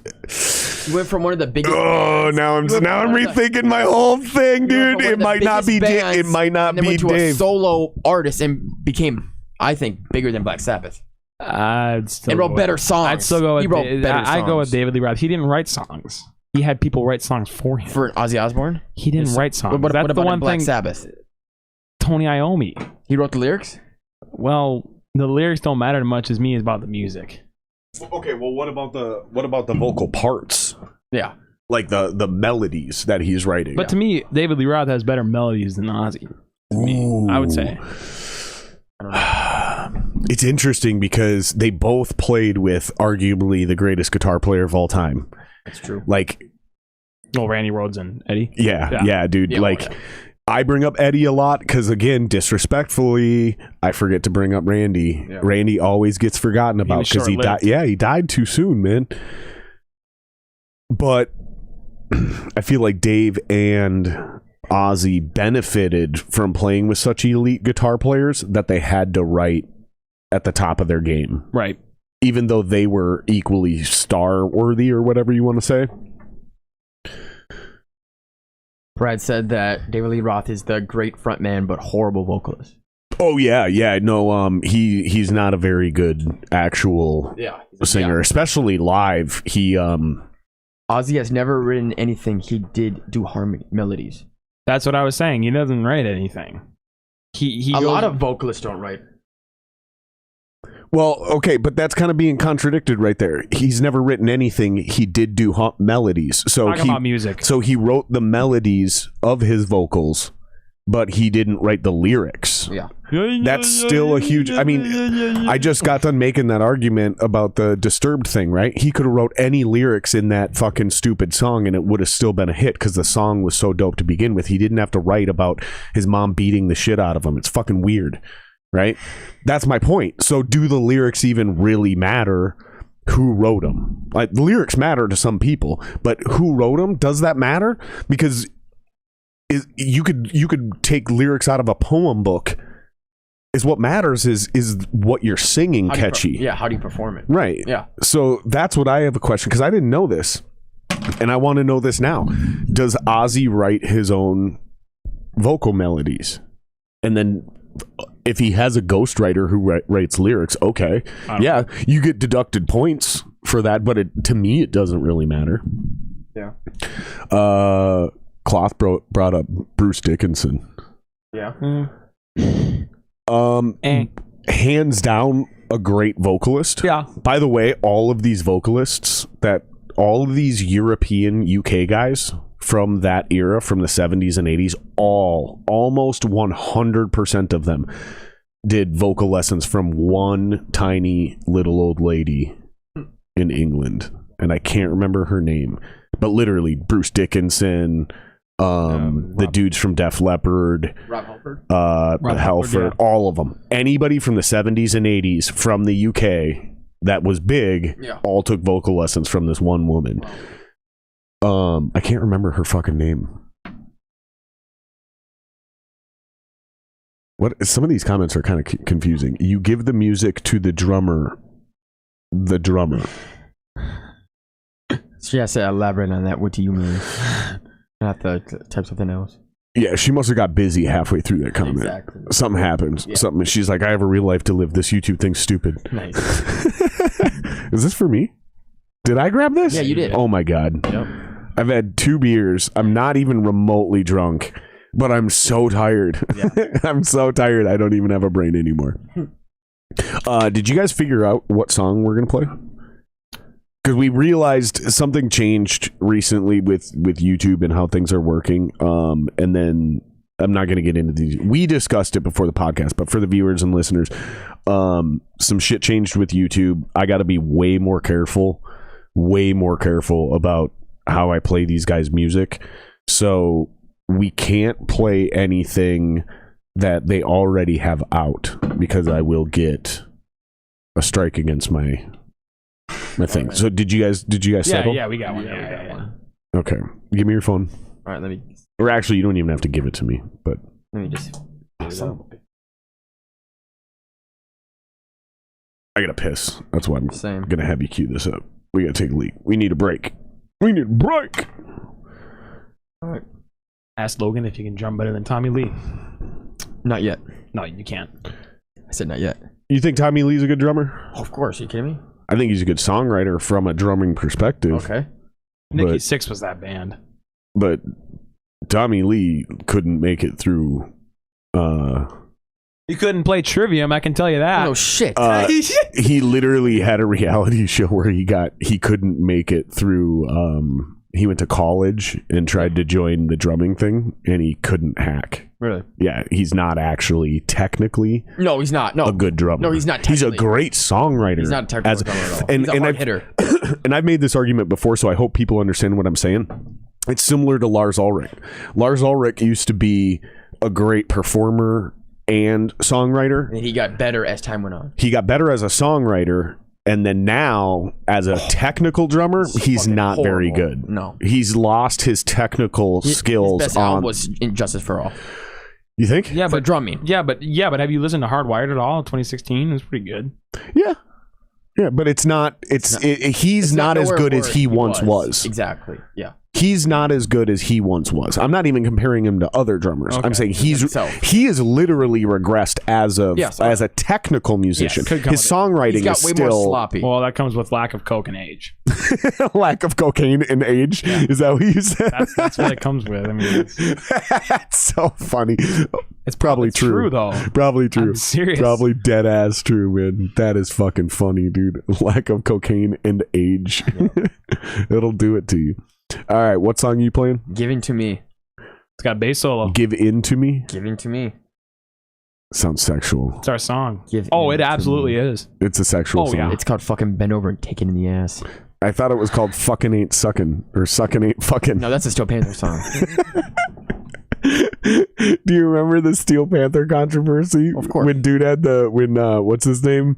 The guitar player? Satchel? Satchel got fucking Me Too'd because he had with I think it was TC Electronics. He had a fucking a Pussy pedal Blaster. it was called the Panty Dropper. Oh, yes, what it was. It was called the Panty Dropper, and he got Me Too'd over it. I swear this one so called they the took Pussy it down. Melter as well. So they took down the Panty Dropper and replaced it with the Pussy Melter. Yes, that's what it was. It's the same pedal. They renamed it equally offensive. And the Me Too movement was like, God damn it. Like, listen, don't try to cancel Steel Panther. It's not going to work. Exactly. Whatever you do, you're just adding fuel to the fire. Don't fuck with Steel Panther. Anything you do to try to cancel them, they're just going to turn it on you, and it's going to get way worse for you. Like, Panty Dropper was a better name than Pussy Melter. Think so? Dude, Panty Dropper is clever and hilarious. Like, this tone is so sweet, it'll make girls willingly drop their panties. Now it just melts vaginas. Exactly. Come on, That's dude. fucking badass. No, it's Yes, not. it is. What do you mean? Vaginas aren't supposed to melt, Yes, bro. they They're are. not candles. Yes, they are. You can make them fucking candles. You put that fucking lighter up next to it. Or that torch, actually, if you want to get freaky. See? You guys don't know then. You guys Oh haven't my god, experimented. I love you guys. You guys are fun, man. So are you. You guys are great. All right, let's play this song. What's it called? Give In to Give Me. it to me. Come on, man. Give In to Me. Are you ready? Yeah, I'm gonna mute our mics while it Alright, plays. bitch. I just want to make sure you gotta Alright, go. here we go. And is that gonna like stop playing if it goes to black screen or Correct. something? No, it won't. No. Okay, you're good. Okay. Turn it up.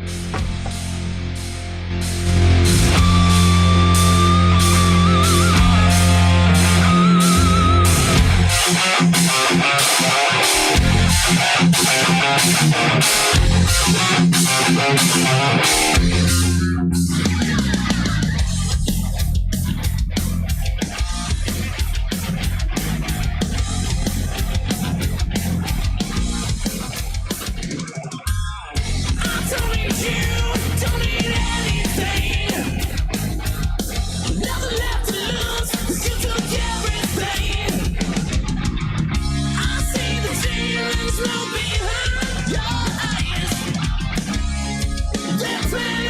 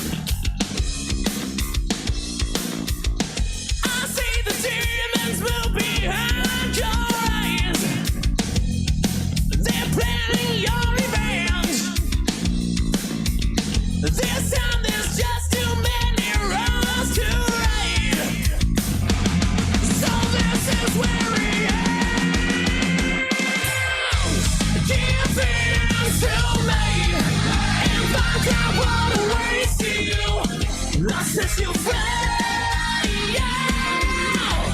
Do you feel I'm still made? Stay on still to chase you.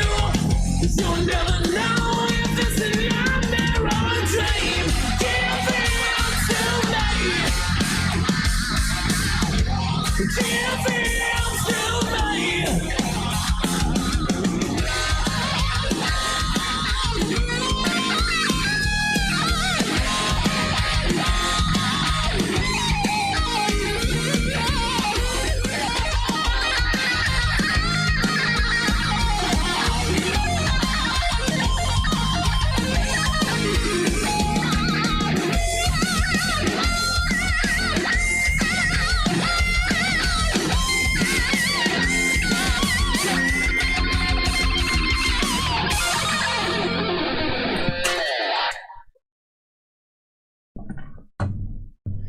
I like the song, but Logan and Billy are noodling too much. I'm just kidding. true. I'm just kidding. I'm not kidding. I'm just kidding. I'm not. I'm fucking not. Fucking dead ass. Those bitches. Scoot down this way. Again? What the hell's going Yeah. on? So the reason I'm having you do that is because otherwise you get lost out of frame. If you're too close, Yeah. the camera can't pick you up. All right. I ain't got that fucking crazy $3,000 per camera money where I can fucking do that crazy wide angle shit. Yeah. I'm trying to get some of my videographer and photographer buddies to keep me in mind when they upgrade their gear. Like, let me get that camera, bro. Let me get that camera. Are you sponsored by Pistachios? You might be. The way you set that up in front of you is just like, hold on, let me just make sure. And then he like, So I got a question for you guys. How does the songwriting process work? Now, obviously, most guitars or most bands start with a guitar riff. Correct. That's pretty obvious. Yeah. Do Billy and Logan come in with like a completed song and then you write your parts to it? Correct. Pretty much. Pretty much. Can you say that into the mic, Logan? Yes, that is exactly what they do. Quit chonking on those pistachios, man. Hungry. I haven't ate dinner Jesus. yet. It's tough. It's tough being a musician. You don't get time to eat dinner. No, we you don't. got too much shit to do. I've been there. I'm not joking. Taco Bell and Domino's. I've been there, man. Yep. I've been there. Taco Bell is the shit. Oh God, yeah. Taco Bell is the Taco shit. hell. That and gas station chuck wagons. I survived. Dog wagons are so good. Dude, I survived up that shit for so long, bro. It's ridiculous. Okay, so they basically come up with a whole song. Correct. Then they come to rehearsal. And then what happens? Just kind of go from there, kind of write our own stuff. And you do it at rehearsal. Oh, damn it. Yeah. Yep. Do it at rehearsal. Yep. And you just play it through until you get it figured out. Gotta take it piece by piece. Piece by piece. Yep. Main riff. Main intro, riff. main riff. Pre-chorus. Pre-chorus, chorus. Right. We do a section at a time. So like, Solo okay, let's try the section. intro. And then we'll let's try the intro and the main riff. And intro and the main riff and the verse. Let's try Do that. they give you freedom to write your own parts, or do they meddle at all? Like, Sometimes. Well, we all collectively as a band, like, oh, we like that, we don't like that. Yep. You know? Yep. It's like, there hasn't usually been any problems. sure. Not yet. I mean, yeah. That's why I'm asking, man. Yeah, no, because I'm hasn't- curious. Because it's always different with each group. Sometimes guys do that. Like, no, the song, I wrote the song. Just figure out what you're gonna play. Right. You know. And then other times it's like, well, I have a bunch of riffs. Yeah. And then we kind of figure out how we're gonna do it. You know, and it changes. Every band's a little different.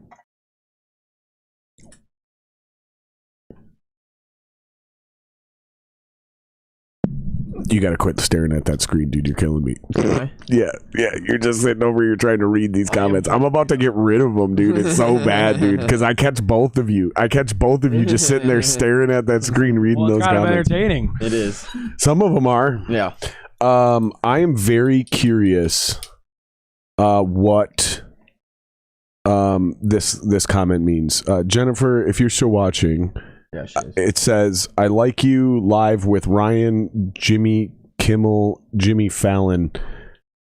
I'm super confused what that means. I'd like some clarification on that one. Not from you, fucks. Yeah, from her.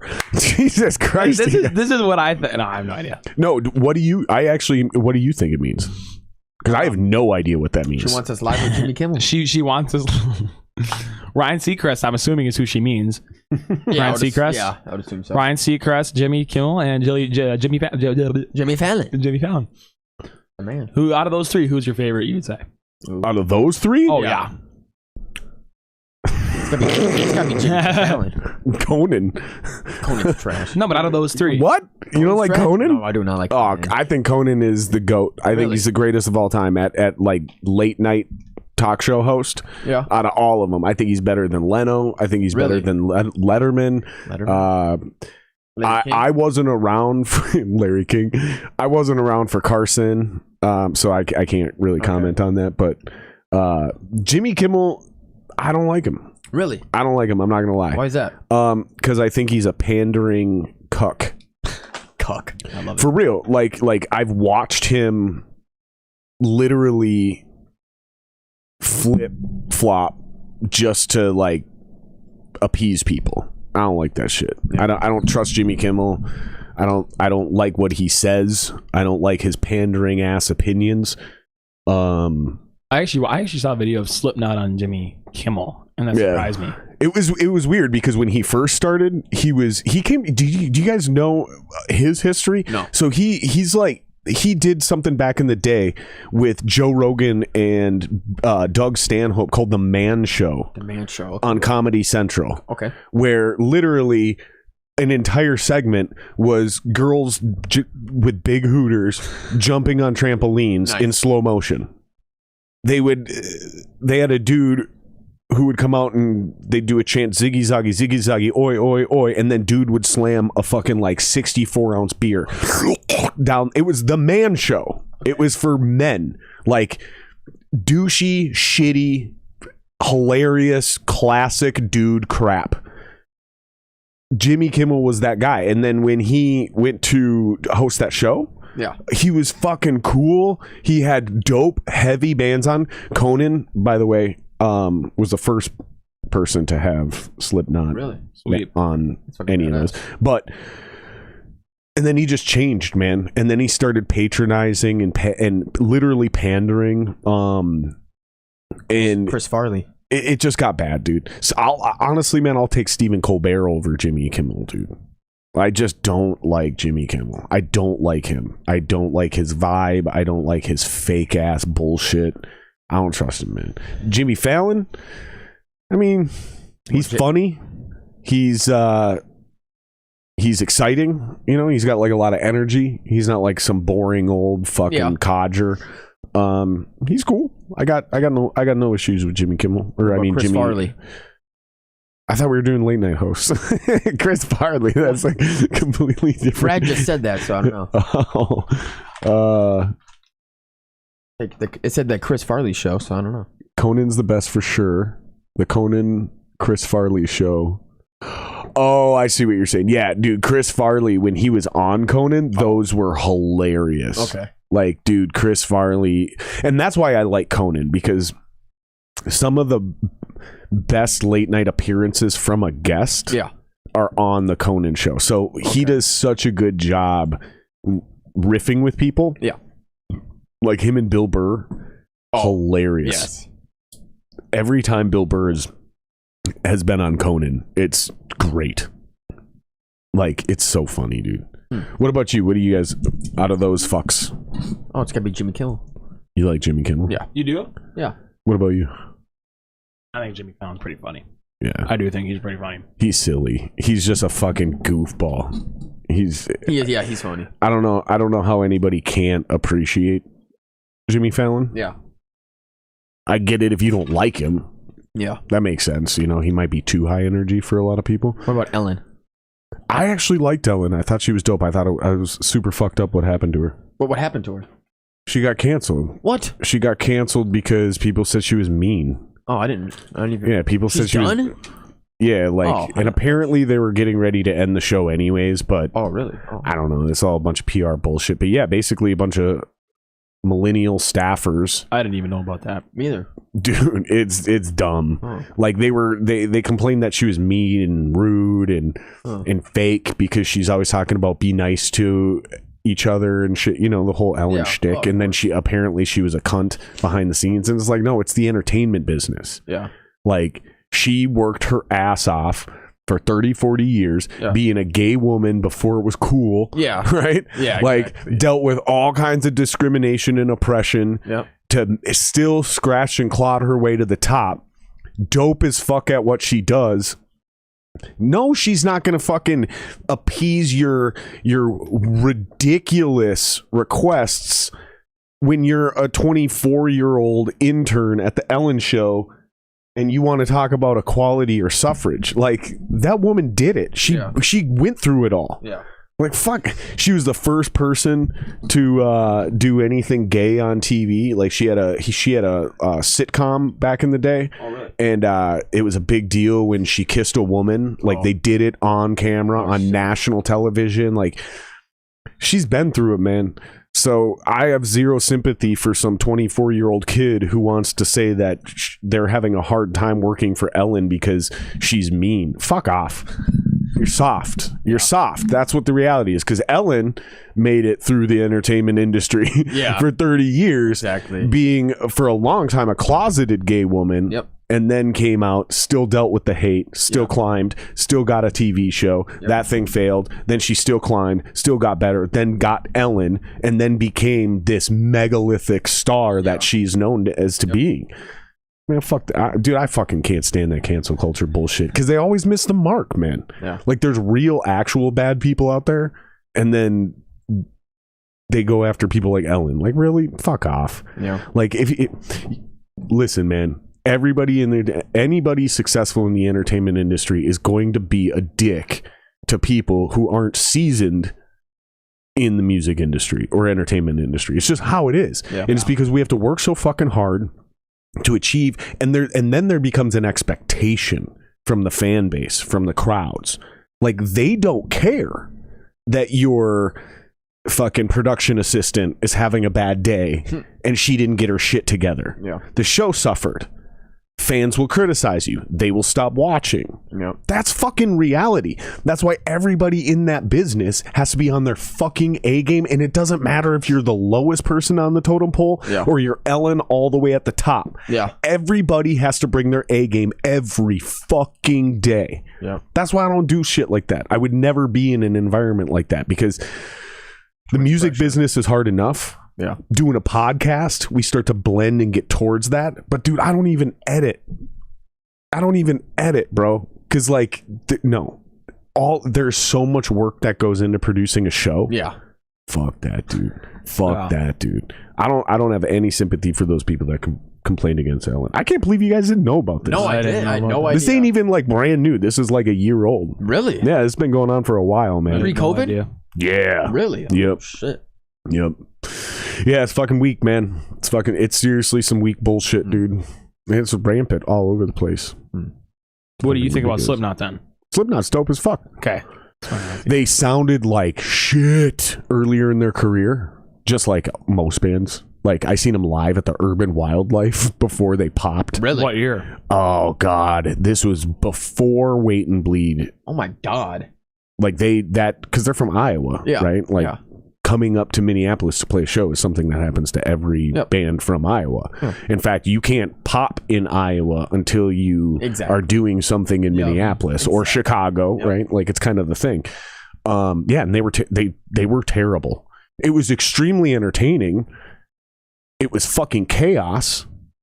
And I was like, what the fuck was that? And then like a year or two later, Wait and Bleed was on the radio and they were huge. Slipknot's awesome. Yeah. And all those guitar players are way better than you think they are. Like, I think they've had 3 or 4 different guitar players in Slipknot over the years. Jim Root and Mick Thompson. Yeah, but they had other guys. And then I think Jim Root died. No. Didn't he? No, that's Paul Gray. I thought Slipknot has had 2 band members die. Yeah, Joey Jorgensen just died. Yeah, he just died. Okay, Paul Gray died in 2009. And he was like a kettle player. No, or something, he was a right? bass player. He was the bass player. Yep. See, when I back in my day, you only knew him by numbers. He was a lefty bass player. Was he? Seriously though, none of us knew their names. They were numbers when they first really? came out. 1, 2, 3, 4, 5, 6, 7, 8. 9. There was 9 originally in the band. There was 9 band members originally way back in the day. Yeah, and literally, I think that first album, they're like, you didn't know his name was Corey Taylor. Okay. Like it was it was like Kiss. It was like watching the birth of a Kiss, right? There was a whole thing happening there, and it was in the midst of Korn and Seven Dust and Limp Bizkit. Okay. And And then all of a sudden, out of nowhere, you had the fastest, heaviest, craziest shit anybody had ever heard come out of Iowa. Not LA, not New York, fucking Iowa. It was awesome. Yeah. It was awesome. I have a lot of respect for Kind that of band. crazy how they made it big. I don't know. So I don't know if this is actually true, but way back in the day, I heard a story that they were rehearsing in somebody's garage. Yeah. And Rick Rubin happened to be driving by What? and stopped. And he was like, I like you. I want to sign you. I don't know if that's true. I don't know if that's true. I don't know about that. I don't know if that's true. I don't know if it's true, but I heard it. Don't buy it. What was he doing in Iowa? I think the story I heard was like visiting family or like somebody he knew was like getting married or something, and they lived in that area. So he just happened to be in that area driving by. I don't know.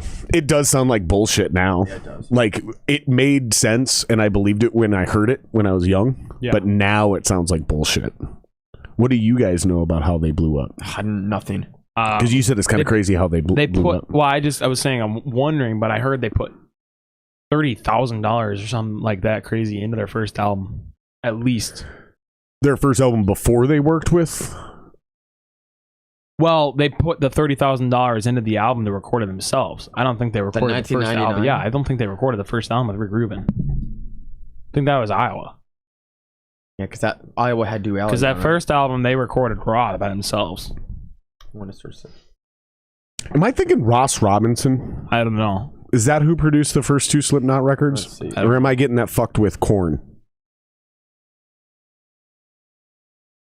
I feel like...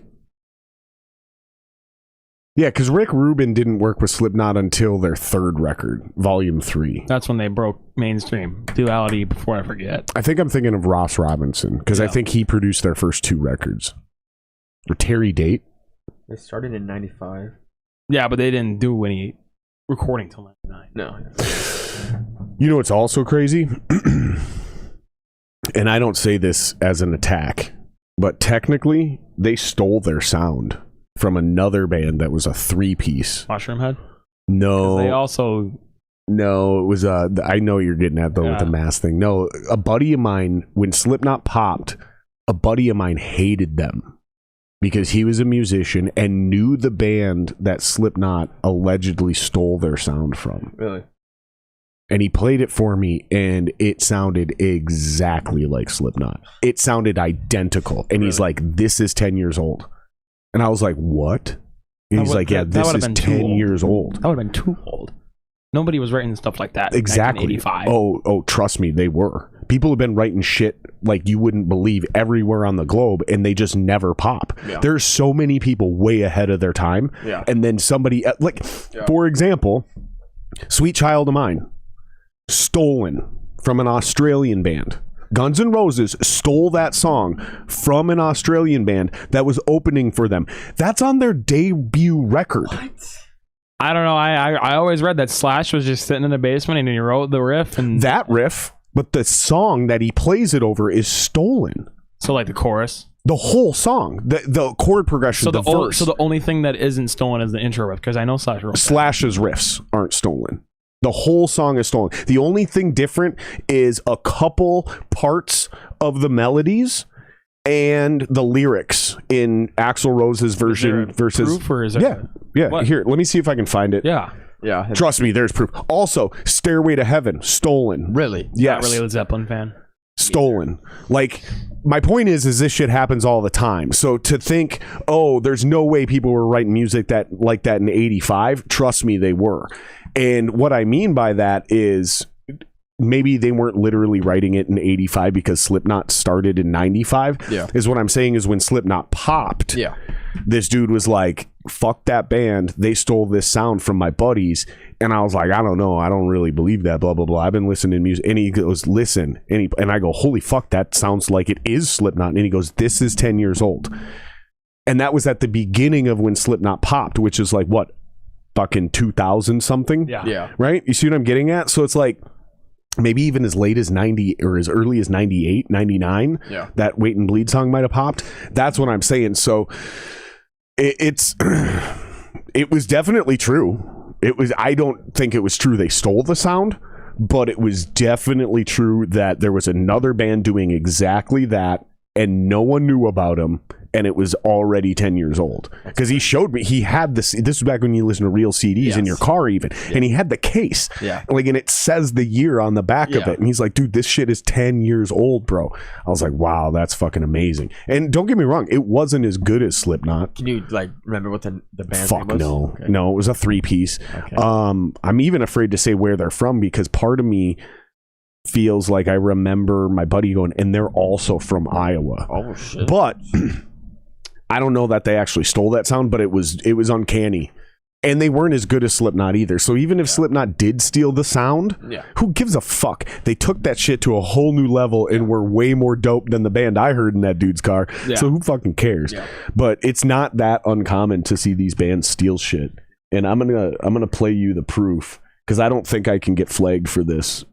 I don't think, well, because it's the way I'm going to play this is I think we can get away with this because this is going to be in a critique and review. And the comment here, the Four Horsemen was stolen from Mustaine. Well, Mustaine wrote that song when he was in Metallica, right? So then no, that's not true. It is actually a Dave Mustaine song, and then so he brought it. It was fully fleshed out, done. They played it, recorded it. And that's why the Mechanics has different lyrics, because they played it so that he showed him the song. That song's identical. I know it. If you listen to the I know Mechanics and then Four Horsemen, it's the identical song. It's Dave Mustaine wrote that song, and Metallica didn't steal what it. Was put out first, "Killing Is My Business" or "Kill 'Em All"? Kill 'Em All. Right. So I'm not saying he stole it, but it is the same song. Right. And Mustaine wrote that, not just the riff. Like, the only thing different are the actual lyrics. Sweet Home Alabama in that song. Did he? Yes, he did. And he in the fucking in the breakdown. He fully admitted that. That's hilarious. Yeah, in the breakdown when they go to the acoustic section, 100%. Yep. Yeah, no, Dave Mustaine did write. The Cloth is right. Dave Mustaine wrote that entire song. Right, but it wasn't stolen from Mustaine. Correct. He was in Metallica when he wrote it, so it was their right to keep it. Correct. Right. I agree with that. Okay. Yeah.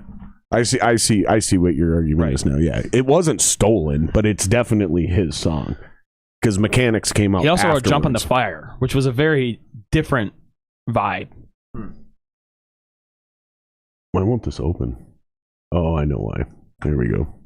All right, let's see if we can find this. So I'm gonna go. Let's do this. Sweet Child of Mine Stolen Comparison. I think that should come up right away.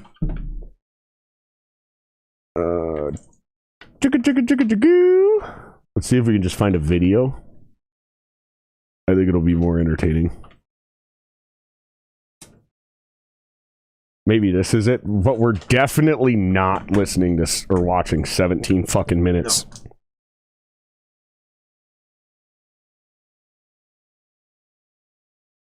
I'm trying to find this fucking thing, and it's giving me like an article. All I want is a video. Didn't I click videos? Jesus Christ. See, this is why we need a producer, because this is not good. The true story behind Sweet Child of Mine. Oh my god. You had it there. I just want the video, though. Yeah. I don't want to go to this website and then to the article, which it's going to make me do again.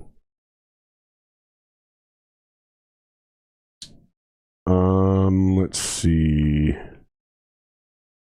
Here we go. Billboard. It's a 5-minute video. I think this will be a better one. Even though it's also doing the same. Why? Since when do you actually go to a real website? Every other time you look for a video, it brings you directly to YouTube.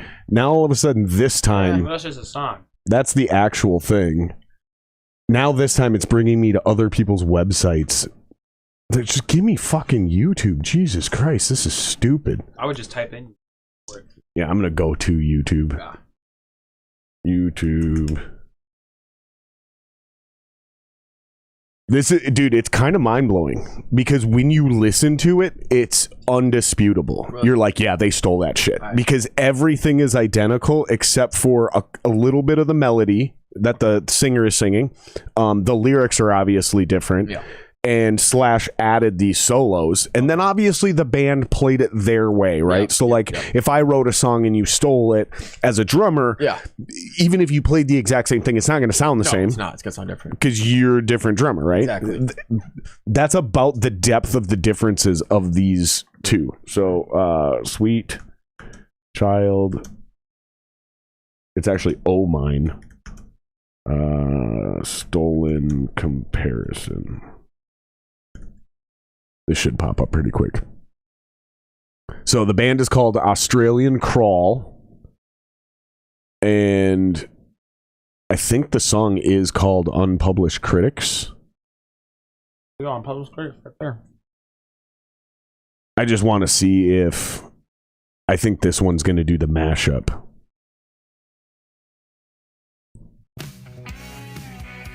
All right. And before we do this, I got to make sure that they can hear it and see it too.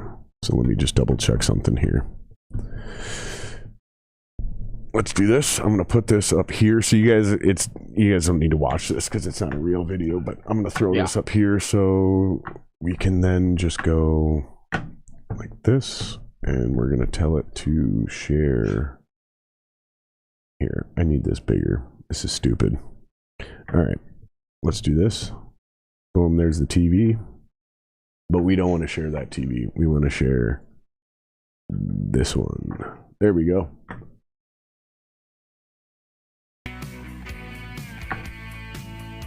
Oh, we can't hear it? God damn it. They can hear it. Of course. They can hear Fuck it. you guys. This Fucking is stupid. bitches. Fucking Sucking stupid. ain't fucking, you fucking fag. Whoa, buddy. Can't be dropping them kind of bombs in here. No? No, I'll get kicked off of YouTube. Oh shit. Plus, I have a lot of gay friends, and they're not really I love comfortable gay with people. that I'm shit. nothing against. Jeremy's gay. I love him. Oh my god. Yeah, it's one of those things. It's like the new N-word. Like only gay people can say fag. I'm You gay. know what I mean? I am gay. Oh, you're gay? Yeah, I love Okay, dick well, in my ass. Okay, well then you can say whatever you want, bro. You can say whatever you want. Then if you're gay, you can call anybody gay. Exactly. You can say that word as much as you I want. am gay. I like big dick. Gay.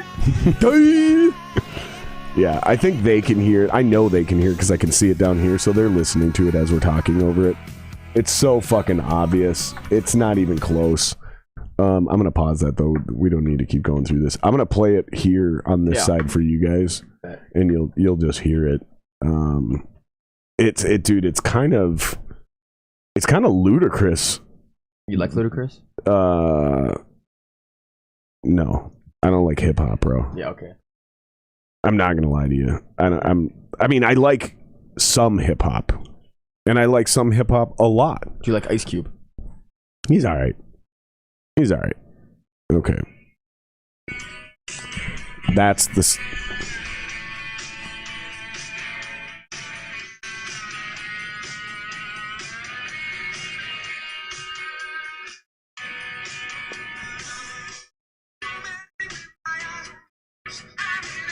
It's the same song. It reminds me of a warm, safe place where, as a child, I lied. It's literally the same song, you guys.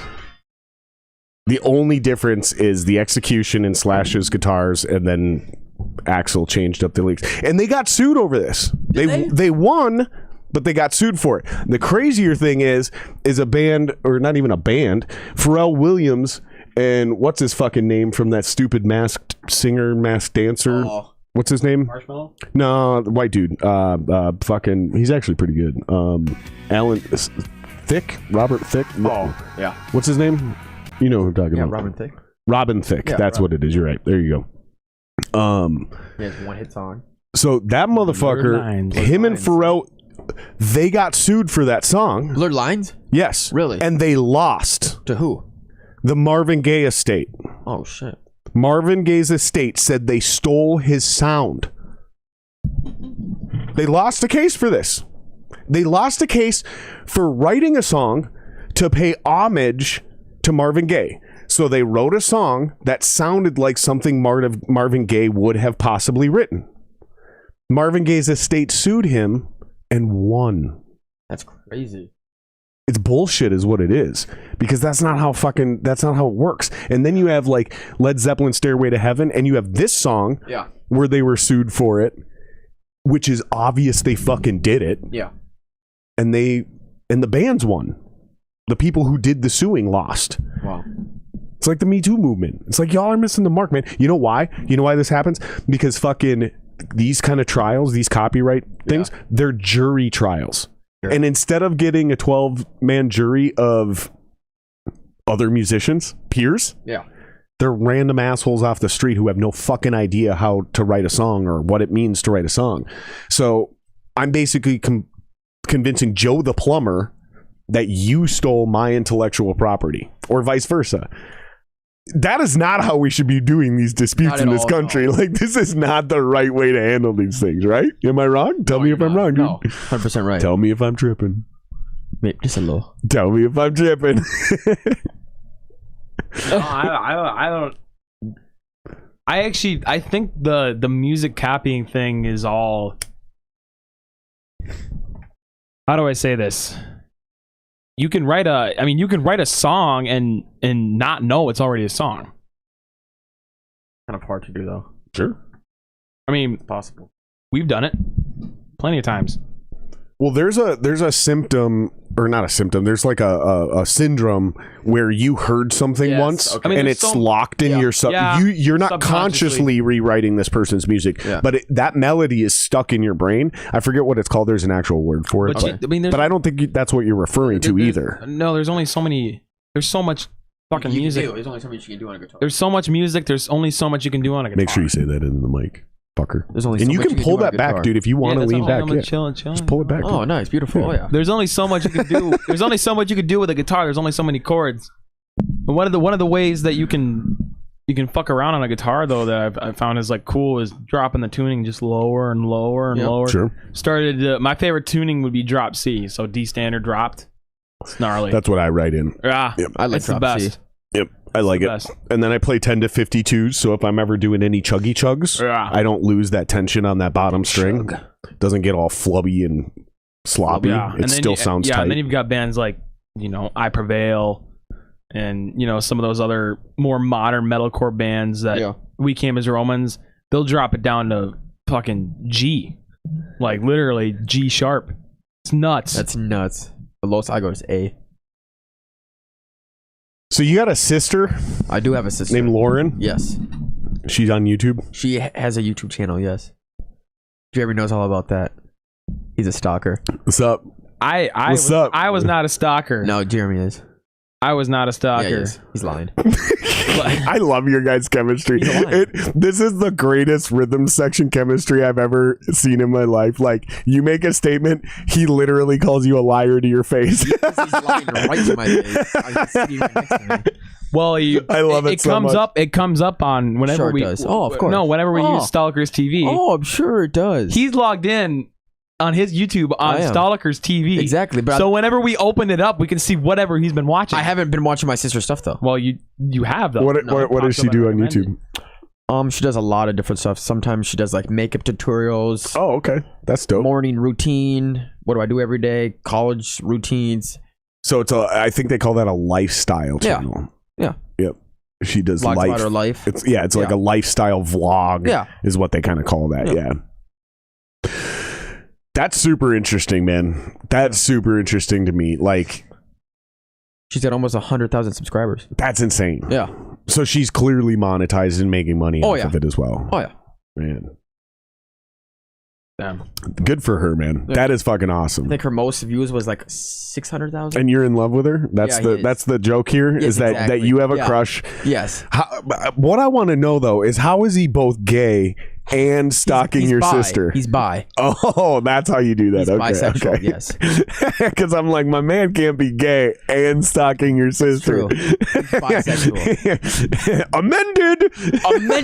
Bitch, we just caught this fucking man. Rumors amended. So, okay, so you're bisexual and stalking Logan's sister Yes. through YouTube. Correct. Billy has Asperger's. Yes. I don't know if that's true. I don't believe that's true. We're making all of this up as we go. What, that Bill has Asperger's? Yeah. I thought he did, but he doesn't. Okay. Oh, I thought we were making it up that he did have it. Still to this day. I mean, he might. No, my he old doesn't. my old guitar player Jeremy Blake, we made up that he is a chronic masturbator. That's Bill, actually. Bill beats his meat 6 times a day. The question is, what are we going to make up about Logan and Chris since they're not here to defend I already themselves? know what Staliker does. What? Jeremy knows. Is he into feet? No, that's my other buddy Colin. If he's watching. But, What is it? yeah, tell him. I don't know, actually. He knows. He wants to save his buddy. His butt buddy. I'm trying to think. I don't know what you're talking about, actually.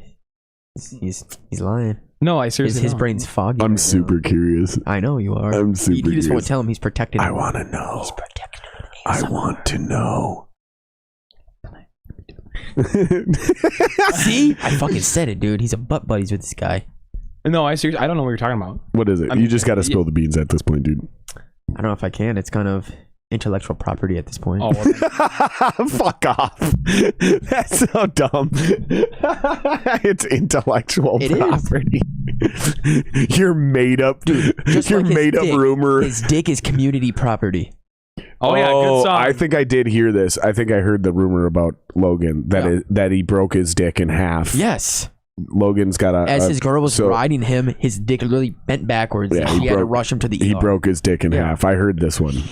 So much blood everywhere. Dude, I didn't know that. Yes. Dude, I'm Dude, Samantha told me one day. Logan, picture it didn't happen because I'm not gonna believe you. I don't believe that you have a broken dick. I'm just not gonna believe it. No, not anymore. They fixed it in ER. Yeah.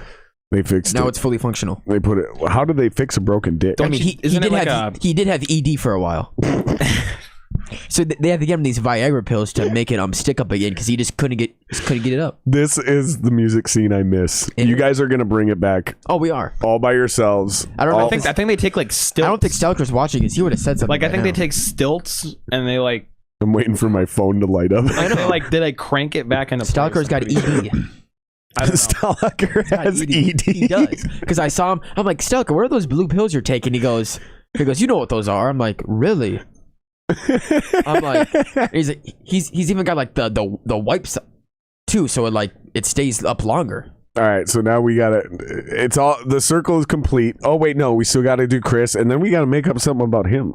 We got to start a rumor on this podcast About Chris? about you. How about me? Yeah, All right. we're doing it for everybody, Alright, cool. but we got to make sure that we also we have make to do some shit Chris up about first. you. Okay. I don't know. What is Chris really like? I know he likes strippers. He does. He has his own stripper that really likes Störmbreaker. An old stripper. No, not old. No, she's probably like 30 something. She's hot. When he said old, I'm like, wait a minute. It's not like no cougars or anything. I think that's just what we should say though, is Alright. that Chris is into elderly strippers. He likes seeing old bitches naked. That's pretty funny. That's pretty good. You got anything else? Let's roll with that one then. Chris likes old strippers, elderly strippers. He likes to see old bitches naked. Okay. Nothing wrong with that. As long as they don't have saggy titties, that's all that matters to me. All right, we got to come up with one for you, but you can't be in on it. All right. So just brainstorm. We'll hit him with it before we leave. I have no Chew idea. on that. I have no idea. Dude, just make something up. You don't act like you can't be creative. You're a musician, bro. Just make something up. Like he has 9% Neanderthal DNA. Logan secretly has a love for boy bands, especially One Direction. It's false. I do. No, he actually like no, I do he like some actually boy does. bands, I actually but not think One this Direction. is. I think this is true because of the way you reject it. You were like, "That's false," and then tried to Oh, just no, like he loves move them. on. I think you're a huge One Direction phone background. fan. His phone background at one point was Harry Styles. I swear to God. That's 100% a lie, but it's whatever. He can say whatever.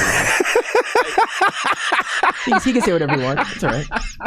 I know it's not true, but it's all right. You can say whatever you want, bro. He can say We whatever all the know it's fuck made he up. wants. I fuck with the Jonas Brothers. I ain't gonna lie. So you're a big fan of boy bands, and you have 9% Neanderthal DNA. 10%. 9 is more believable. No, it's not. 10's too much. No, it's not. I was 1/10% Neanderthal. All joking aside, did you know Joe Rogan has an exponentially high number of Neanderthal DNA I know he compared to the average human? Yeah. Like he has like almost double what all of us, by the way, all of us, every single human being on this planet has Neanderthal. a minimum of 2% Neanderthal DNA. Swear This to is God. true what he just said, but that's hilarious. What?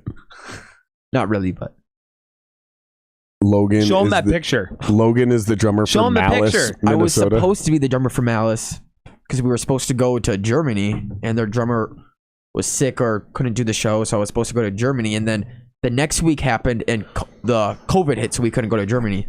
No shit. Yes, so if it was scheduled 1 week prior, I'd been stuck in Germany because that's when like Trump like did like the no like international like. Which was never enforced, by the way. Oh really? Yeah, he made that declaration, but it never actually got enforced. Like there was flights going like crazy. Yeah, it was all of a sudden. But I get your point. So this is the band. Because Germany might have not let you fly out. Yes, exactly. Like, So, yeah. so this is the picture. What? It's hilarious. It's still their picture too on Facebook, which is I think funny. Wait a minute.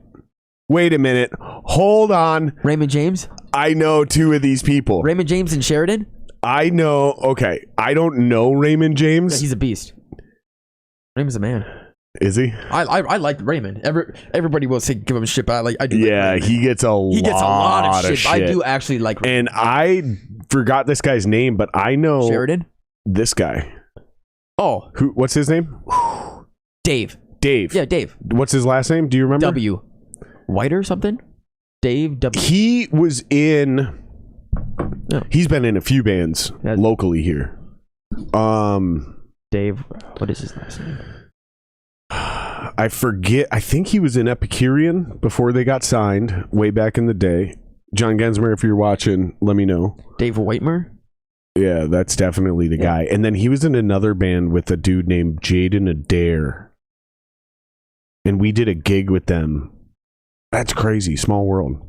And they're in Germany now? No, I was supposed to go there with him. Oh, I see. Jaden what you're Adair. saying. Here it is. Yeah. They used to be in a band together. Donna Voller. Hey, did you know Logan actually played guitar for Störmbreaker? And sang. You did? Yeah. Oh So yeah. you play guitar too? Yes, I do. Oh, we all play guitar. The whole band? Yeah. The whole Except band Chris. does. That's what I- Except Chris. Chris, Oh, Chris plays guitar. wrote a song for the album. No shit. Yeah, he did. So all of you All play of us guitar. play guitar. Yeah.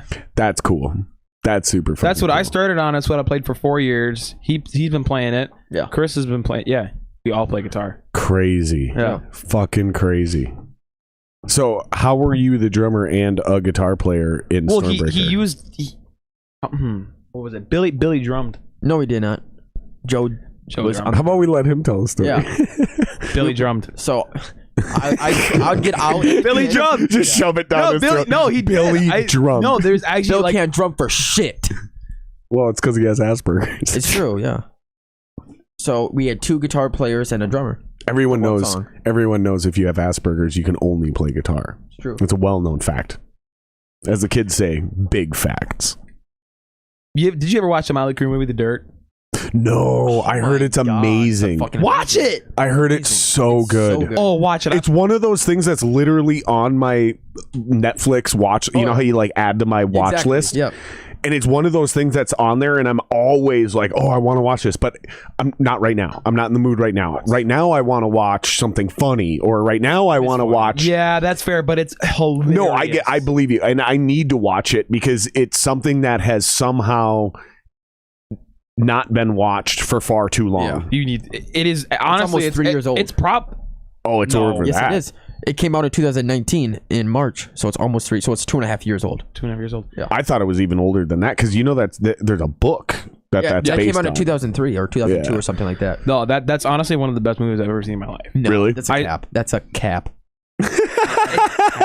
No, and Bro, you capping. and the You capping, bitch. the reason. Rockstar is 10 times better than that shit. Well, I didn't never seen Rockstar. Exactly. Is that the one with Mark Wahlberg? and Jennifer Aniston? That movie slaps. That's actually a good movie. Fuck yeah, it is. And there is some shockingly accurate music industry shit in there. There's Zach Wilde's in there. Yeah, he's the guitar player in that fake Jeff band. Pilson, bass player in that movie. Dude, there's a line in that movie that is the truest thing ever said about the music industry.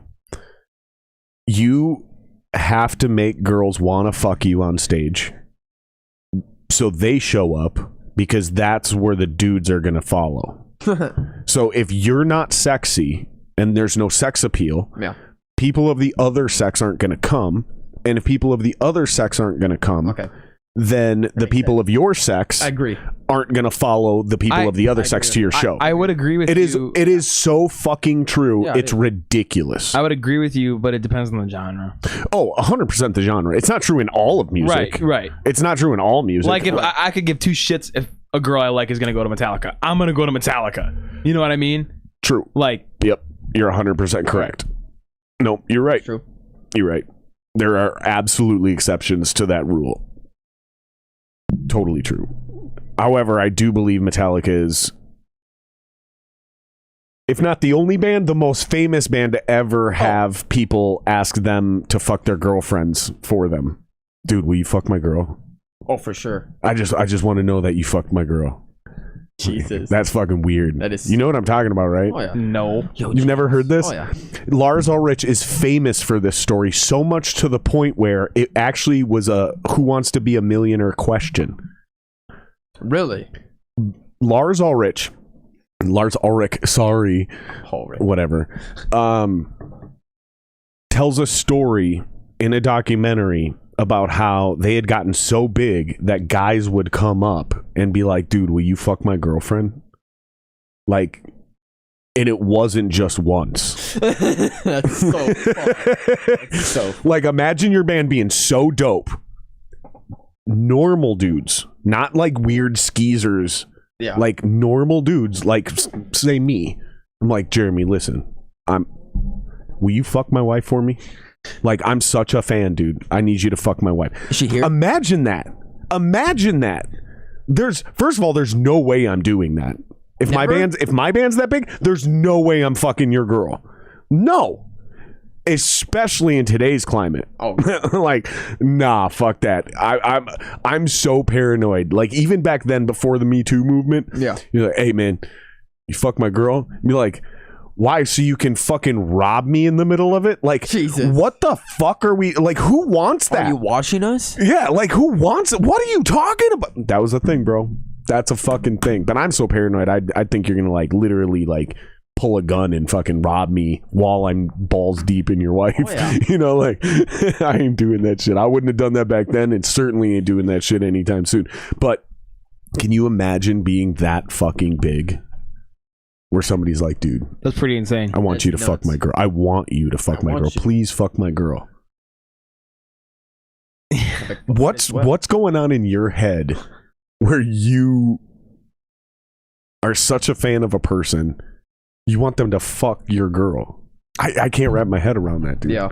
I can't believe you've never heard that. You said you're a huge Metallica fan. I am a huge Metallica fan, and I've never heard that. You gotta watch some of them documentaries, man. They're compelling. Some kind of monster. No. I was gonna wonder if you've seen that. So Oh yeah, I watched that one. It's actually a great documentary, It is but good. no, they did like Behind the Music on VH1. Oh, I saw That's a that. great one. That's a good one. And then they've got the entire A Year and a Half in the Life of, which is a documentary of them making the Black Album. Yeah, okay, I saw that one. Yeah. Yeah, fucking cool, dude. So, what is your favorite Metallica album? Probably Justice. It's probably mine too, but there's no bass. There's no bass. What There's one? no bass. There's no bass on there. Oh yeah, no, I know. Zero bass. Yeah, no, it's. I mean, atrocious. it's like if the there was mix is terrible. It's Oh, like it's so bad. It's so like it's so bad. It's like if there was a little bit, just a little bit, I could be like, okay, but there's just none. So here's what I want you to do. I want you to go to YouTube and I want you to search and Justice for All with bass. That's what it, Justice for Jason. That's what it's called. That's what it is. It's literally, the YouTube video is called Injustice for Jason, and somebody found the original tracks and remixed Jason's bass back into it. It's gnarly. It's amazing. It's fucking nuts. Way better than the actual album, dude. Yeah, you're right. It's called Injustice for Jason. Yeah. Yep. I like that. Yep. That's badass. If it was mixed properly, it would be their best album. Who mixed that? Same dude who mixed Fleming Rasmussen, I think. Then Bob Rock I'm took not them sure over the edge with yeah. the Black Album. Yeah. I love that album. I love everything they do. It's fucking Bob Rock. I like the. What about Saint Anger? Oh yeah, don't you just love that snare sound? See, I would so good. I actually like if I were to listen to the remastered version on YouTube because somebody remade that one. Oh, and I actually like it. I mean, I like when they play Frantic. They a couple of years ago in their World War II, they started to play Frantic, Saint Anger on the tour, and it actually sounded all right. tick tick tick tick tick tock. Yeah, it's hilarious, and they actually started to play them, and they sounded decent. Obviously, my least favorite album. Stalker's hating on us, dude. What a bitch. He's just fucking jealous that his podcast wasn't as good as this one. What's the shittiest? I'm reading his comment. This has got to be the most raunchy episode of this podcast. Yep. Probably. Yeah. Which is actually kind of a disappointment. Why? Like, we should have way higher raunchiness levels on a regular here. That's true. Because we are fucking hilarious and weird. That's one of my favorite things about our music scene in Minneapolis. The musicians here are fucking hilarious, and we are raunchy. It's basically like being friends with a bunch of stand-up comics.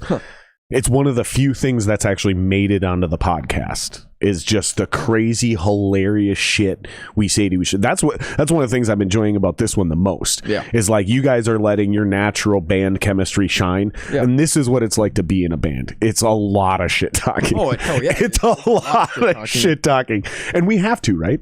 We have to. Like, otherwise we have it gets to. too fucking boring. It does. There's too much tension. There's too much tension. Jeremy looks like he has something he wants to say. Fucking say it, you fucking. I was just gonna say sex, drugs, rock and roll. You know, sex, drugs, rock and roll.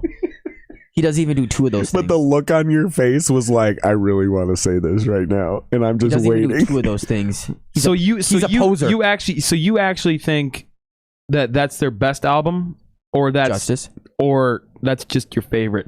Oh, it's my favorite. What's their best? So I think it depends on how you want to analyze it. So if you're looking at like their best sounding album, I think it's pretty obvious it's the Black Album. Yeah, of course. Right? Based on when shit happened. Yes. Right? It was like it broke ground on what an album could sound like. Enter Sandman just. Yeah, exactly. Like tone and production quality, all that, right? From a guitar player's perspective, it's Justice, because the breadth of guitar playing on Justice is, oh my god, dude, it's so, you're watching the best of the best at their top of their game. Yep. From just a straight up front to back, the mix is good enough, all the instruments are good enough, then you got to go puppets, right? So like, it depends on what we're talking about as far as what the best is versus what I think the best is. Because what are your motivations when you say something is the best? I think Justice is their best album because of the guitar player stuff I just mentioned. But if I'm taking my own personal motivations, then I have to unbiasedly say Puppets is their best album, because Puppets is the one. Puppets is the one that's referred to and argued as the greatest thrash metal album ever written. It's that and the Megadeth album, Peace Cells. Peace Cells. No, I think it is Rust in Peace. I think it's Rust in Peace, not Peace Cells. Definitely Rust in Peace. It's Rust in Peace, yeah. Peace Cells is a song. No? Peace Cells and Who's Buying is an album, but I just mentioned the wrong album. Okay. It's Rust in Peace. You're correct. Those two albums are widely regarded and argued as the two greatest thrash metal albums, two single greatest thrash metal albums of all time.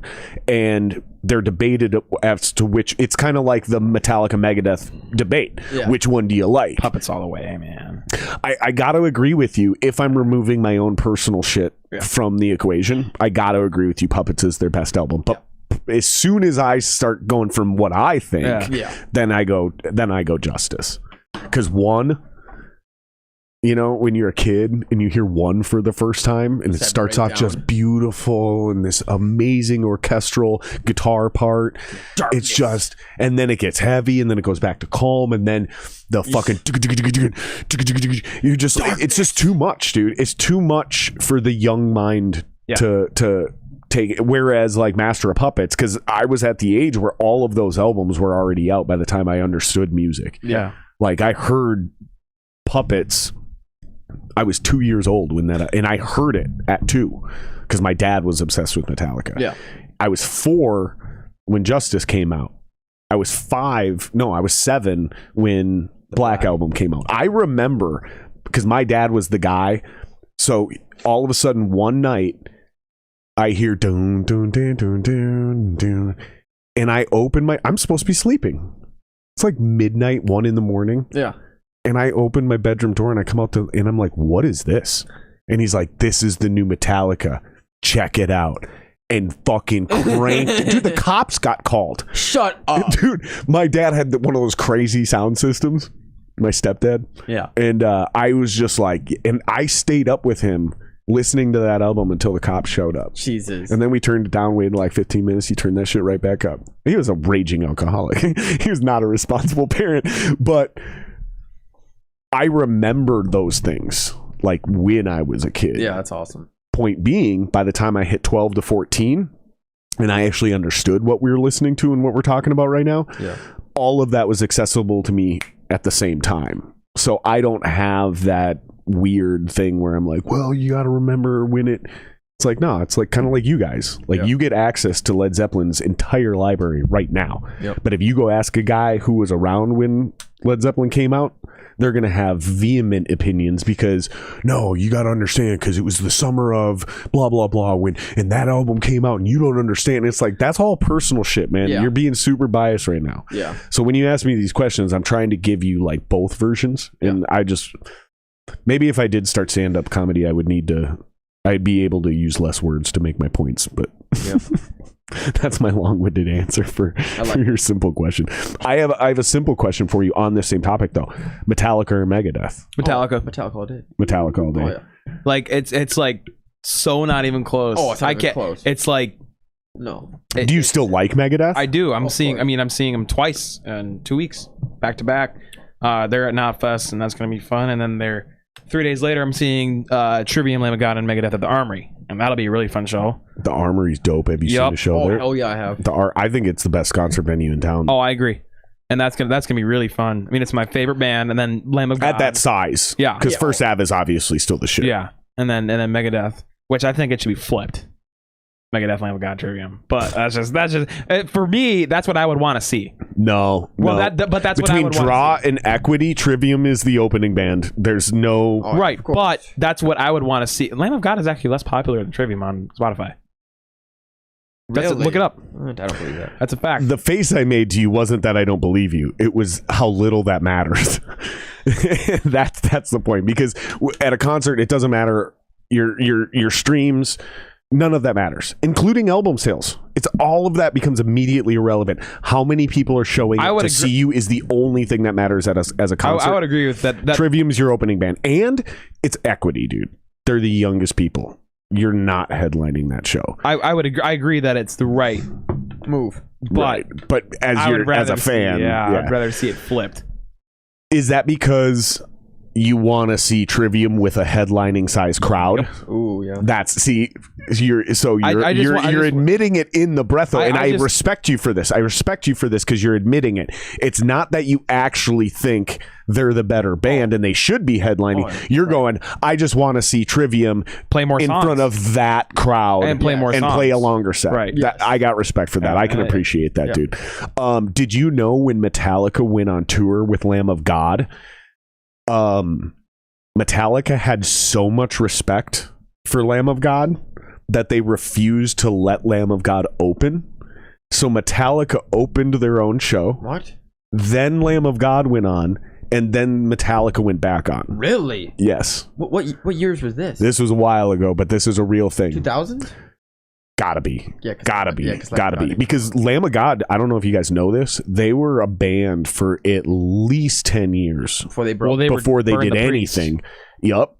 Burn the Priest. Yep. And then by the time that band got big, like we're talking about them and shit, I think that band had already been around for like 20 years. Jesus. So Metallica... They're pretty old now. Right. That's what I'm saying. So Metallica, when they went on tour together, even though Lamb of God can't draw anything even remotely close to Metallica, Metallica even said, no, you ain't no opening band, bro.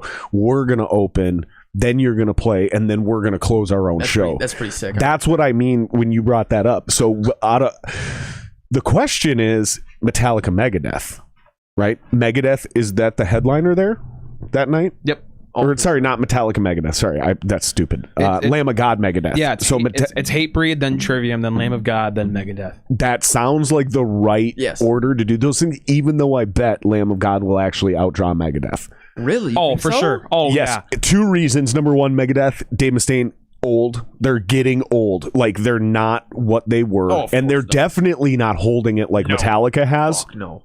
Plus, all that shit he pulled with Dave Ellison, I'm telling you, man, that was a bad fucking move. Dave Mustaine's a fucking prick. That's why I'll never go see Megadeth. I'll never... I will never spend money to help Dave Mustaine make money. Fuck that. Give you a ticket. I ain't even giving him my time and attention. No, fuck that. I loved you. I respected you for so fucking long. I thought you got done dirty by Metallica for my whole fucking life. And then I watched the shit you just pulled with Dave Ellison over the... Fuck you. Fuck you. It's the same fucking shit I got done ranting about with fucking... What's his name? It's fucking pandering. He axed that dude from his own band when that dude did nothing wrong. It's true. He had a completely consensual sexual interaction online with a girl. Somebody else got that video and leaked it and lied and said it was sexual assault, and Dave just fired him. They're just like, okay, you're not in the band anymore. It's bad press. Fuck you, man. When we're in a band together, dude, we're like family. We're brothers. Exactly. You don't fucking turn your back on a brother because he got fucked over. That's the thing. It's not... I'm not saying that you shouldn't kick your band member out if they do weird shit. No, I'm saying he didn't actually do anything weird. He got fucked over by a girl's friend. Do we know that he was cheating on his wife, or do we know, or are we making an assumption that he doesn't have an open marriage? Do we know that? Or are we just putting our own moral shit on that, like, oh, you're married, you shouldn't do that. Okay, but you don't actually know what he did is wrong according to his own arrangement with his own wife. That's his shit. That's none of our business. And for you to be kicked out of your own band, just because it's not like Dave Ellison was the new guy. He's a founding member. Yeah. Megadeth doesn't happen without this guy. True. You see what I'm saying? Like, fuck Dave Mustaine. That's my opinion, man. I'm sorry, dude. And if I offend anybody, I apologize. My intent is not to... You'll probably offend Brad. My intent is not to offend anybody. My intent is to be real and authentic. I don't try to pander. I'm trying to be the opposite of what I'm complaining these people do. I might even change my opinion down the road. This is where I stand now. This is how I feel. Fuck Dave Mustaine. Trivium should be playing the terminal bar. That's what Brad just said. And I think a lot of other people agree with me, which is why I think, to go to my point, that's why I think Lamb of God will actually outdraw Megadeth at that show. Is because I think a lot of people feel like me. I don't feel like I'm in the minority here. No, there's a lot of people. Oh, for sure. It's gross, man. It is gross. It's gross, dude. So, it is what it is. It is what it is. You can't do anything about it. What else you guys want to rap about, man? We got a little bit more time. I'm not rushing you guys out of here. I did like the Megadeth Metallica thing. It's classic. Yeah. It's a classic rock and roll conversation to have. And it seems like the three of us are the minority where we actually like both bands. Yeah. Because most people just like one. Pick one. Yes. And it's like, it's this weird rivalry. Like, you have to pick one. I'm like, I like both bands, but if you're going to ask me which one's better, it's Metallica all day. Yeah. I've also never been in a room where everyone makes that same... Really? Like, we're all on the same page about that. We all like both, but we all think Metallica's the better band. Yeah. Usually there's at least one in any group. One even Megadeth just lover. even just 3 or 4 people. There's at least 1 or 2 guys in that group that are like, nah, fuck that, Metallica sucks. I'm like, what? Okay. Well, no, man. For me, the reason it is, and I want to hear your guys' opinion, it's the groove. Like Metallica had more swing and more groove. They did. That's true. That's why I think they're better. They Why do you had, think they're better? Okay, well, number 1, they're the reason I got into metal. Number 2, James Hetfield, his voice is amazing. To me, it's way better than Mustaine's little snarkle that he does. You know, that thing. James Hetfield. Like we can impersonate Dave Mustaine in a sound. Yeah. Think about that. I mean, James Hetfield is a singer. He's a vocalist. He's a singer. He can scream, kill them all. It was amazing. Dave Mustaine, it literally sounds like he stepped on a Lego when he like, you know, like that's. He does the same thing every time. They're a good thrash band. I'm sure they're energetic live, not anymore, but I'm sure they were energetic live, fun to watch. The guitar playing is Megadeth? Yeah. No, they've always been exactly what they are. The guitar playing is nuts. They just stand there. The guitar playing is nuts. It's amazing. It is. I'll give it that. They're better. Especially when they had Marty Friedman. Oh my god. Oh yeah. Oh my god. Those two back-to-back albums, Rest in Peace and Countdown to Extinction. Marty Friedman might be one of the most underrated guitar players of all time. He picks really weird. He's like Marty. Have you seen that? He literally like. Really? It's really weird. Eddie actually does something very, very similar. If you ever Eddie Van Halen, if you ever watch Eddie solo really fast, where he's like super fast picking, that's exactly what he does. He like it's at a weird inverted angle. Really? Yeah, and I figured it out. It's pretty obvious once you think about it. Like he's getting his hand and his pick at an exact angle where he's able to strike the string with the minimal amount of the actual pick possible, while still getting the tone he needs. Because if you do anything drastic, you start changing the way your guitar sounds. So they'll invert that shit because you can fucking really drill in fast and still pick up tone. Yeah. And all you're really doing is you're shortening your picking stroke, right? Right. And then you're switching. So like instead of trying to hit the string with the whole, like imagine my hand as the pick. Yeah. Instead of the whole thing, you're trying to get just like the piece. tip. Yeah. Like my middle finger there, just barely, and you're trying to just do that as fast. It's almost impossible to do it this way, right? So is what they do is they invert it because they can just do that. Okay, Does that make sense? Yeah, it makes sense. Yeah, I seen Eddie do the exact same thing live in person, and I was like, what the fuck? Have you saw him live? Eddie, yeah. I saw him in 2012. Is that the Myth? At the Myth with David Lee Roth. Yeah, I was about to go. I brought my mom. Nice. I fucking brought my mom to that concert, dude. Sweet. It was amazing. Was it it was a good amazing. show? Who Dude, Cool in the Gang. Cool in the Gang. Cool in the Gang. Really? That's kind of weird. Yeah, it was a super weird opening. You know what's we weird? skipped it. Really? We didn't see the opening band. No. You know what's weird is a couple of years ago I saw Slayer on their final tour, which I love Slayer too. The only of the big four that I'm not really into is Anthrax, and I do like the other three though a lot. So I did drive up to Fargo to see Slayer on their last tour. It was like 6 of us, and the opening bands, it was Phil Anselmo playing the 8 Pantera hits, Behemoth, which was fucking awesome. No, and then it was Ministry. No, he's saying it was literally just Phil. Like Phil Anselmo goes on tour and he plays Pantera songs. Shit. Yeah, yeah, it's weird, but it's awesome. People are into it. I mean, you're not going to get Pantera back together, right? Like, right. What do you want?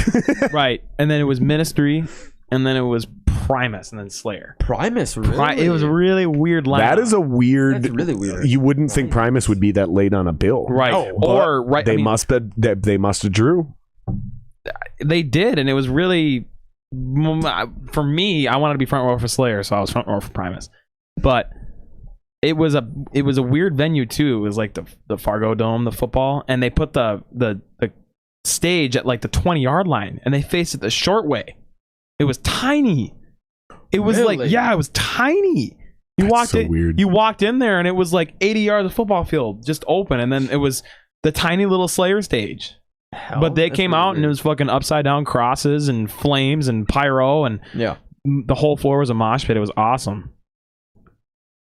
That's crazy. So I've seen 2 of the big 4. and I'm seeing the third. Shout out to Bud. Yeah. He says, Mustaine's voice makes me want to drive ice picks into my ears. Yeah. Pretty good. I like that. I get it, man. I get it. Countdown to Extinction was a dope album, though. Oh yeah. That's all that shit was like 91, 92. Yeah. Yep. That whole year was fire. You had Ozzy Osbourne right around that time drop No More Tears. Ooh. Which is my favorite title. That title track is my favorite Dude. song. Zach Wilde lit it up on that whole record. Mr. Tinker Train. Yeah. Oh. That's why they call me Mr. Tinker Train. You know what that So song's good. about? Isn't it about kids getting molested? I don't know. That's what I was asking. So if I remember right, and I could be making this up, but if I remember right, it's about pedophiles Okay, that makes stalking kids at Parks. no, like carnivals and Disney World and shit like that. Because that's There's what it actually sounds like another. in the Do beginning you of the remember song. Ugly Kid Joe? I know that. I hate everything about you. I hate the rain and sunny weather. Oh no. Huge song. Okay. Huge song in the like early to mid 90s. They also wrote a song very, very similar to this. So if I remember right, there was like a weird thing happening in the like mid 90s, early to mid 90s, where like people were writing songs about pedophiles, not because they were pedophiles, but because it was something that was like new and happening Okay. at like an alarming, like now we all know about sex trafficking and all kinds of weird shit, right? But back then it was like, oh my God, like Jacob Wetterling was kind of still a newer thing at that time. And like I might be making all this shit up, but I think that's what Mr. Tinker Train was about. It was about some weird fucking give you some candy, get into my van shit. Jesus. If I remember right. But dude, No More Tears, that album, Symphony of Destruction, and the Black Album all came out within like A year? 18 months of each other. That's nuts. Like it was great. And I was 7, you know what I mean? So it was like everything. And if I also remember right, Use Your Illusion 1 came out right around that same time. So it was just crazy being like 7 years old, having access to all of these tapes. I actually like those albums. And dude, Your Illusions. just being able to put whatever you want, and it was all just bangers. Yeah. And it's all timeless music. That's the crazy thing. Yeah. That's what I was really getting at, is like, you listen to any of those records, you put them on now, Yeah. if somebody were to write that music today, it would still pop. Oh yeah. That's how you know it's dope. Exactly. Is your music timeless? Yeah. Is it dope 20 years later? Then you know that shit's really, truly good. Yeah. Unlike a lot of Limp Bizkit. Unlike some of those other things we were talking about earlier. Like, that shit's not timeless. And 20 you don't years like later, Break you Stuff? listen... Nah, man. No? Nah. Like, I did. I loved that song. But... What happened? I grew up. I grew up, man. Like, and that's the point, is like, if you can grow out of music, it's not timeless, right? Yeah.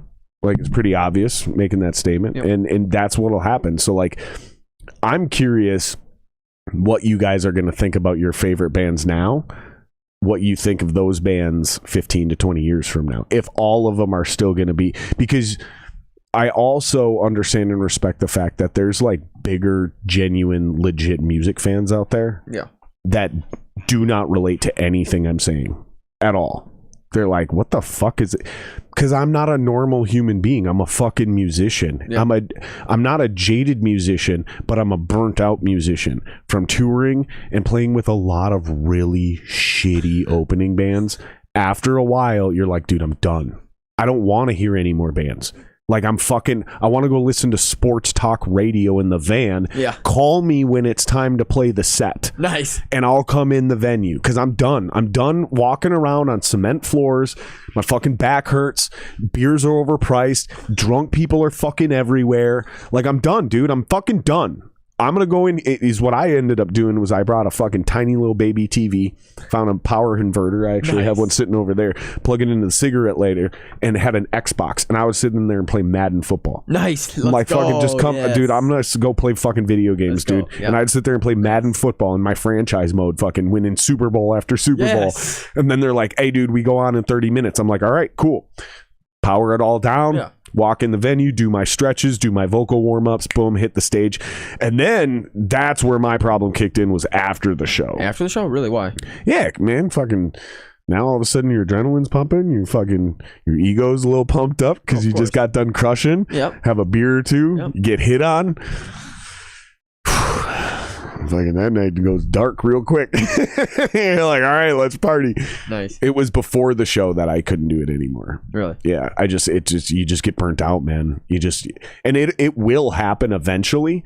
I'm curious to see though, because I have a feeling you guys, I don't know though, man. If you would have talked to me at 20, I think I would be saying exactly what you guys are saying. Like I'd have all the same opinions. So I'm very curious, because I was about to say I think you guys are bigger, just genuine fans than I am of music. But I'm like, I don't know, man. At 20, I was exactly like you guys. Like I loved all of this shit. I thought it was all amazing. Yeah. And then after a while, you're just like, I don't know, man. That just wasn't as dope as I thought it was. You can do this with TV shows too. I can see that happening. I can actually see that happening. I get what you mean. Yeah, I get that. Yeah. And I'm not saying it's true for everyone. I mean, you can only listen to something so many times, and then it's just like, okay, I'm done. You know, Yep. like it hasn't happened to me, but I can see it happening. You know, yeah. And there's pop songs that this kind of happened exactly but in almost inverted form. So like there was pop songs that came out and I was like, I can't stand that shit because it had already been overplayed in one summer. Yeah. And then 10 years later, I stumble across and I'm like, dude, I remember that song. I want to go that's a dope song. And then all of a sudden now it's in my fucking playlist and it's one of my favorite songs. Hilarious. Because it only got overplayed for me for one summer and I never really got into it. Yeah. So I never got burnt out on it. And so I never suffered from that. And it's hilarious because sometimes people will be like a Katy Perry song will come on. Yeah. And they're like, dude, this shit's like old. And I'm like, I don't give a fuck. It's a good song. It bangs. That's all It's that a matters. fucking banger of a song. Fireworks is a fucking banger of a song. I listened to that shit. But I also didn't dig it when it came out. Yeah. Because it was, you know what I mean? Like, see, all of these things I'm saying are just weird little fucking parts of my personality. And like, I'm super curious if this shit will be true for you guys in 20 years. Yeah. That's what I'm super curious about. I think we got some requests for some songs. I don't think we can play a lot of those songs. Yeah. Because they're licensed by, well, you guys, but through DistroKid, which is relentless. They're not cool. CD Baby is a lot more friendly to that stuff. They'll still flag me, but if I dispute it and I say I have permission from the artist, they're the guest on the podcast and they gave me permission to play this, CD Baby will give me that. And they'll be like, okay, that makes sense. But DistroKid will be like, no, fuck you. It's fucked up. And the reason I have a problem with it is because they'll claim royalties to it and you may not even end up getting all that money. Because it's them that licensed it. Yeah, we don't get shit either way because that's why I don't fuck with DistroKid. You got to get hundreds of thousands of streams to get shit anyway. Yeah, there's not a lot of money in streaming. I think the industry kind of flipped, and it's almost like what it was in the 50s and 60s, where you didn't make any money on album sales. That's basically promo for your live shows. You guys gotta make merch, which you obviously do. You got T-shirts and shit. You gotta play live shows, which you obviously do. Sell VIP tickets, which you obviously do. Nowadays, you also got to like figure out a way. You got to have a Patreon. Hopefully, you guys already have a Patreon. So you know how to make bonus content within that. And then, each one of you individually should be monetizing your personalities with your own individual followings on Instagram and Facebook and TikTok and things like that. Whether it's guitar tutorials, drum tutorials, whether you're doing gear reviews, something to where you're not just Jeremy or Logan, the drummer or bass player of Störmbreaker. You're your own entity. You're your own deal. So even if Störmbreaker broke up or maybe you lose the record deal. That doesn't matter. You're still making money being you. Yeah. Right. Yeah. That's to me, that's really the only difference that's happened between the old school music industry and everything in between to now, is that it kind of went back to the way it used to be, but at the same time you have the ability to monetize your own shit directly, instead of my only path to making money is to be in this band and get paid by a record label for X, Y, and Z. You're actually more empowered now, but the money isn't gonna, because that back in the day, dumb people would say that, man, you just need one hit and you'd be set for life. And it's like, that was rarely ever true. Yeah. First of all, and even if it was, like, it's just not a sustainable thing. But you did make a lot of money off of actual album sales for a long time. There's like a 20-30 year run where you made more money selling albums than you did anything else. It's crazy. Yeah. Now the real money's in like getting your shit on something, like getting your song in a video game, getting your song in a movie or a TV show. That's where the real money is now, but that's not realistic. What is realistic is touring, what you just said. You fucking tour your ass off. You start playing some big fucking shows. You start bringing in numbers. You get a song on the radio. You ain't making money off that song, but that song will get you to enough people to where your concert numbers start blowing up. And all of a sudden you're charging fucking $50 to $100 a ticket, and you're selling 18,000 of them at Target Center. Now you're making fucking money, bro. Now you're fucking making some money, man. You're making 180 grand in a night. You know what I mean? That's good money. You split that shit 5 ways, you guys are fine. But the craziest part, and I hope you guys appreciate this and are working towards this, if you had 10 subscribers, or I'm sorry, if you had, let's say you have 1,000 subscribers at $3 a month in a Patreon, you're already making $3,000 a month. You get 10,000, that's 30 grand a month. At just $3 a month. That's what you guys can do now to make good money, never worry about a day job, and supplement your income to a point where by the time you pop, you don't have to worry about doing it for money. That's not your motivation anymore, because you've been growing this like a business, almost like you run a coffee shop and shit. Now we just want to take it bigger. Like you're unfazed by those things because you already got your money. You know what I mean? Right. That's what I hope a lot of people are understanding what they need to do. And dumb shit like this, go on podcasts, fucking once a month, do a fucking little behind the scenes thing on your fucking Patreon, whatever. There's so many ways to do it. You could be doing gear reviews. You could be doing fucking playthroughs, tutorials. Like you brought up Rick Beato earlier today. He made his real fucking viral shit off his kid having perfect pitch. Mm-hmm. But then he realized, oh, there's something here. And then he built a platform on why is this song great, and he would break down songs. Pretty cool videos. The dude already made millions of dollars off producing albums. Like he's, you know what I mean? Yeah. But now this is actually probably making him more money than any of that other shit he actually did. But the only reason he's able to do this is because he did that. Yeah. It all just feeds itself.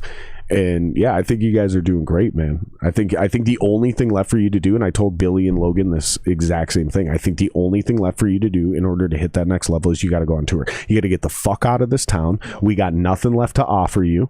Like, our crowds aren't gonna magically blow up for you here. You got to go on tour. You got to build a following. People from here need to start seeing your name other places on the internet and things like that, so then they get excited and they go, I know that guy, I seen that band. And then all of a sudden you're going to come back to town, and instead of playing for 500 to 1,000 people, you're going to be playing to 5,000 people.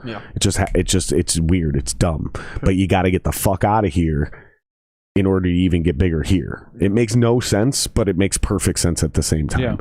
And I'm just saying, like, if we had talked 2 years ago, I would have a litany of things.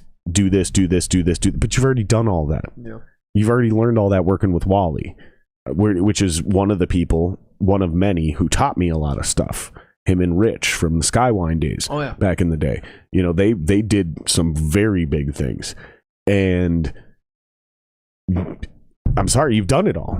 There's nothing left to learn here. Yeah. You got to go on the road. Exactly. That's it. You will suffocate your own progress the longer you stay here and worry about playing shows here or worry about being popular or known here. You learned a lot. It's a tough town. You're doing well. Old school. It's time to take this show on the road. Exactly. That's where you guys are at. There's no two ways around it. Exactly. Unless you guys have any amazing, compelling questions, I think we're going to wrap this up. Do you have another unreleased song we can play, or was that the only one we can get away with? I got all of them. Are you guys comfortable with playing another one? Yeah. All right, let's play one more. I don't think we have any compelling questions in here.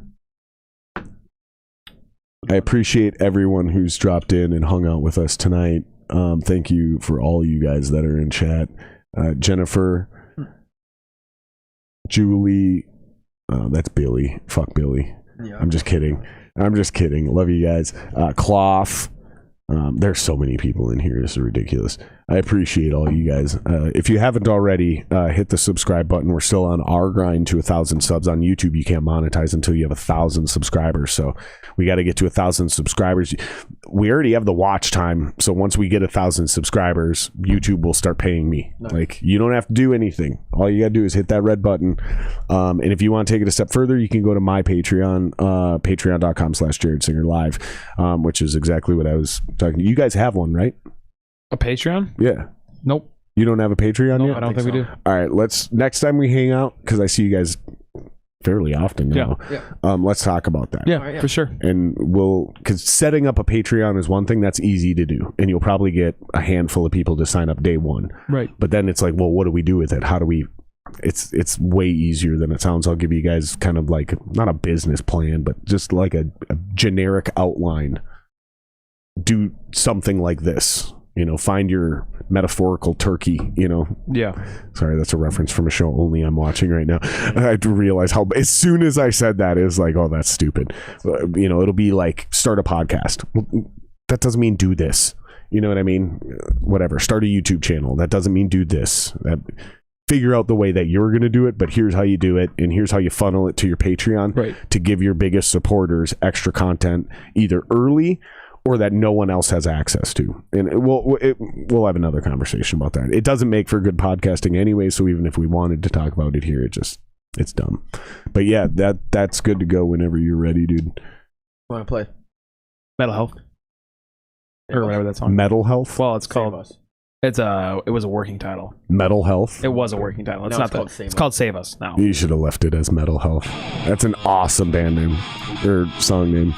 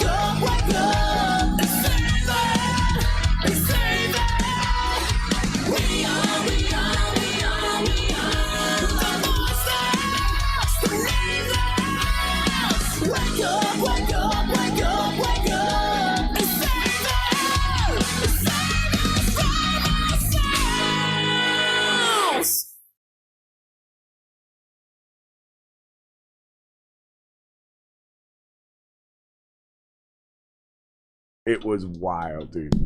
It was also like Next level shit.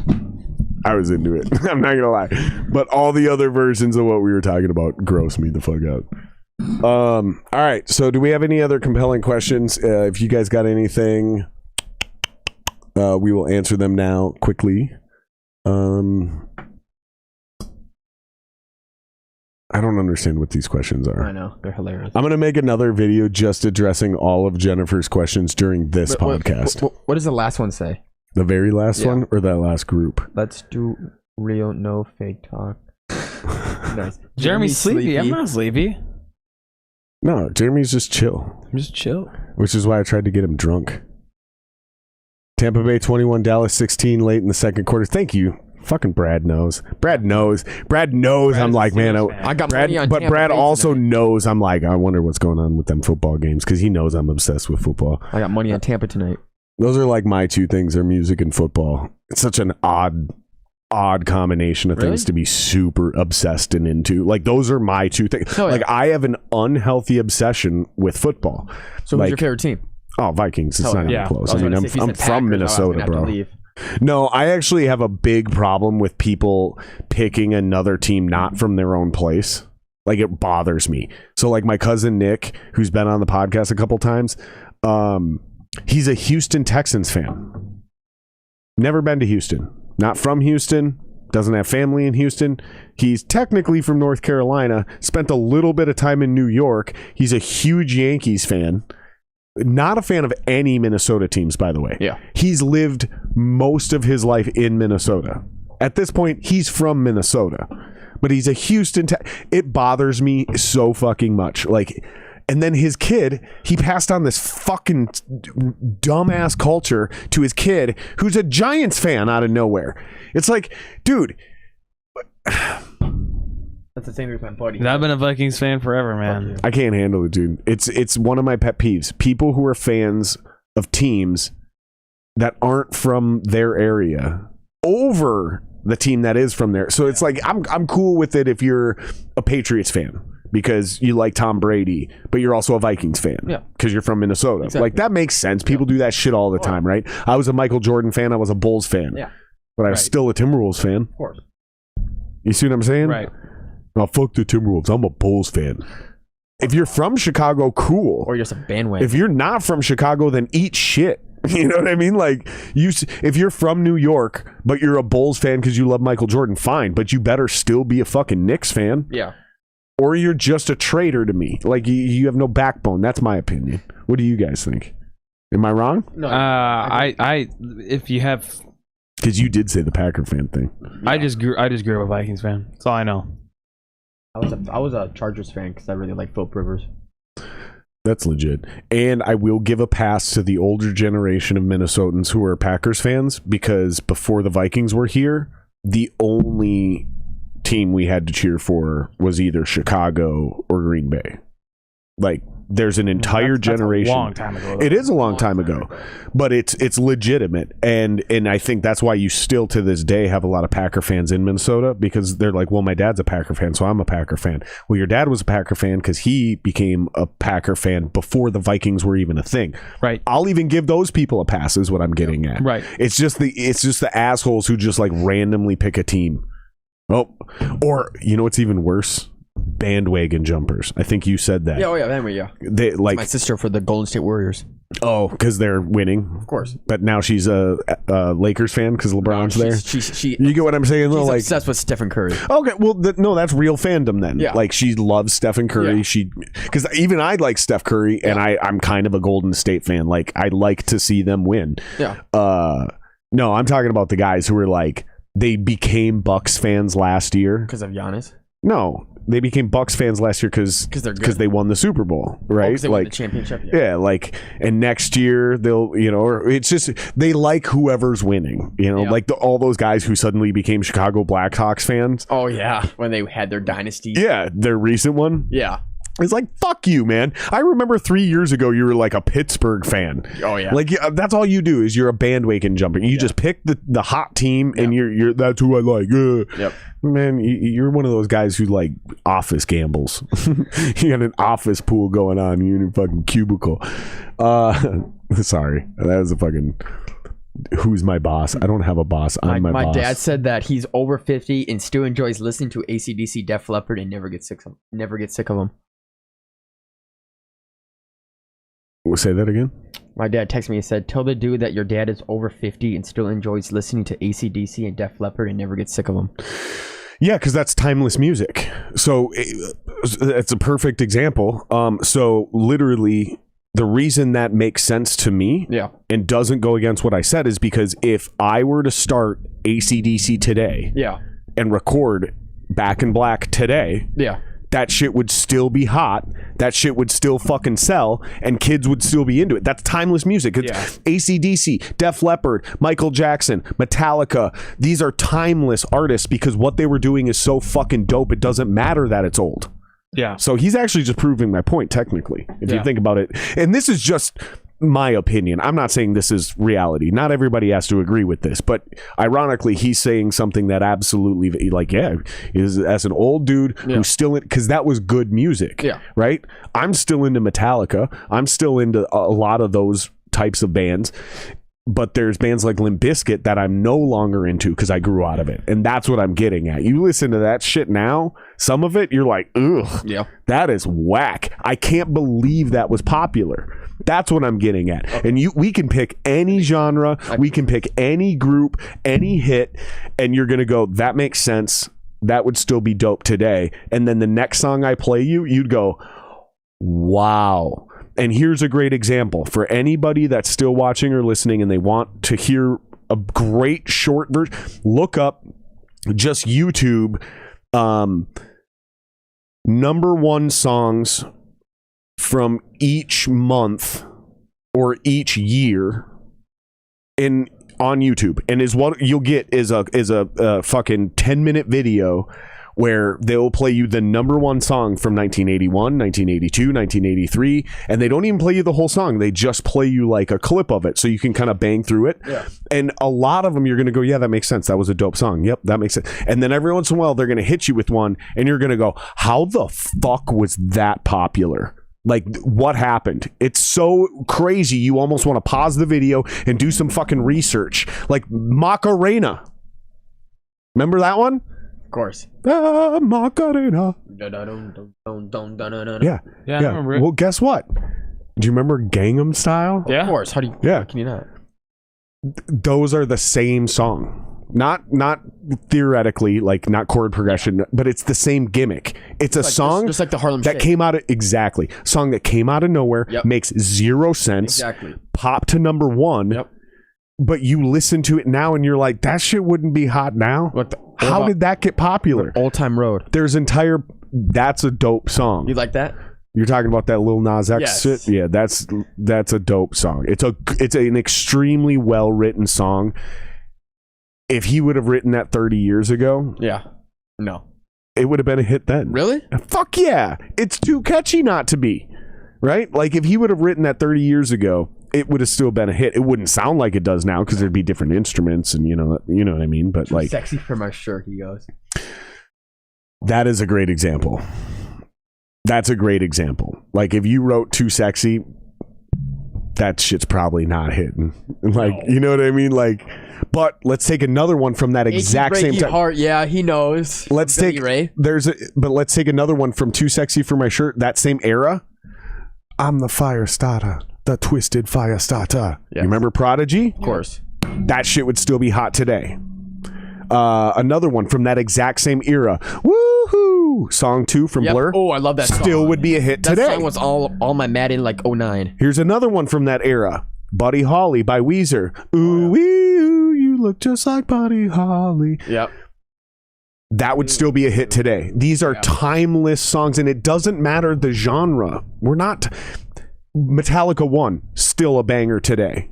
If you wrote that in Störmbreaker and you guys released that, and that song didn't exist, and you wrote 1, that would be a hit. People would be like, what the fuck is this?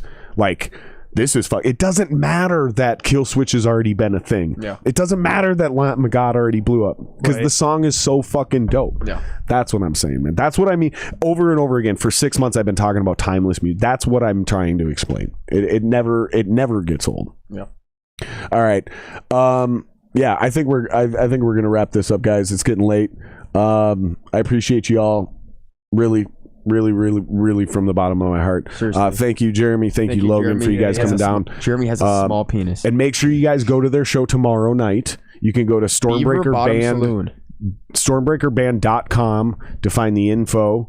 That's what you guys got to do. Plug your website. We want to push that traffic to your website. I'm pretty sure it's already on there. Yeah, I know it is. Yeah. But that's my point. Yeah. Instead of trying to tell them the name of the venue and the venue's website, no, we'll get them to your website, stormbreakerband.com. Yep.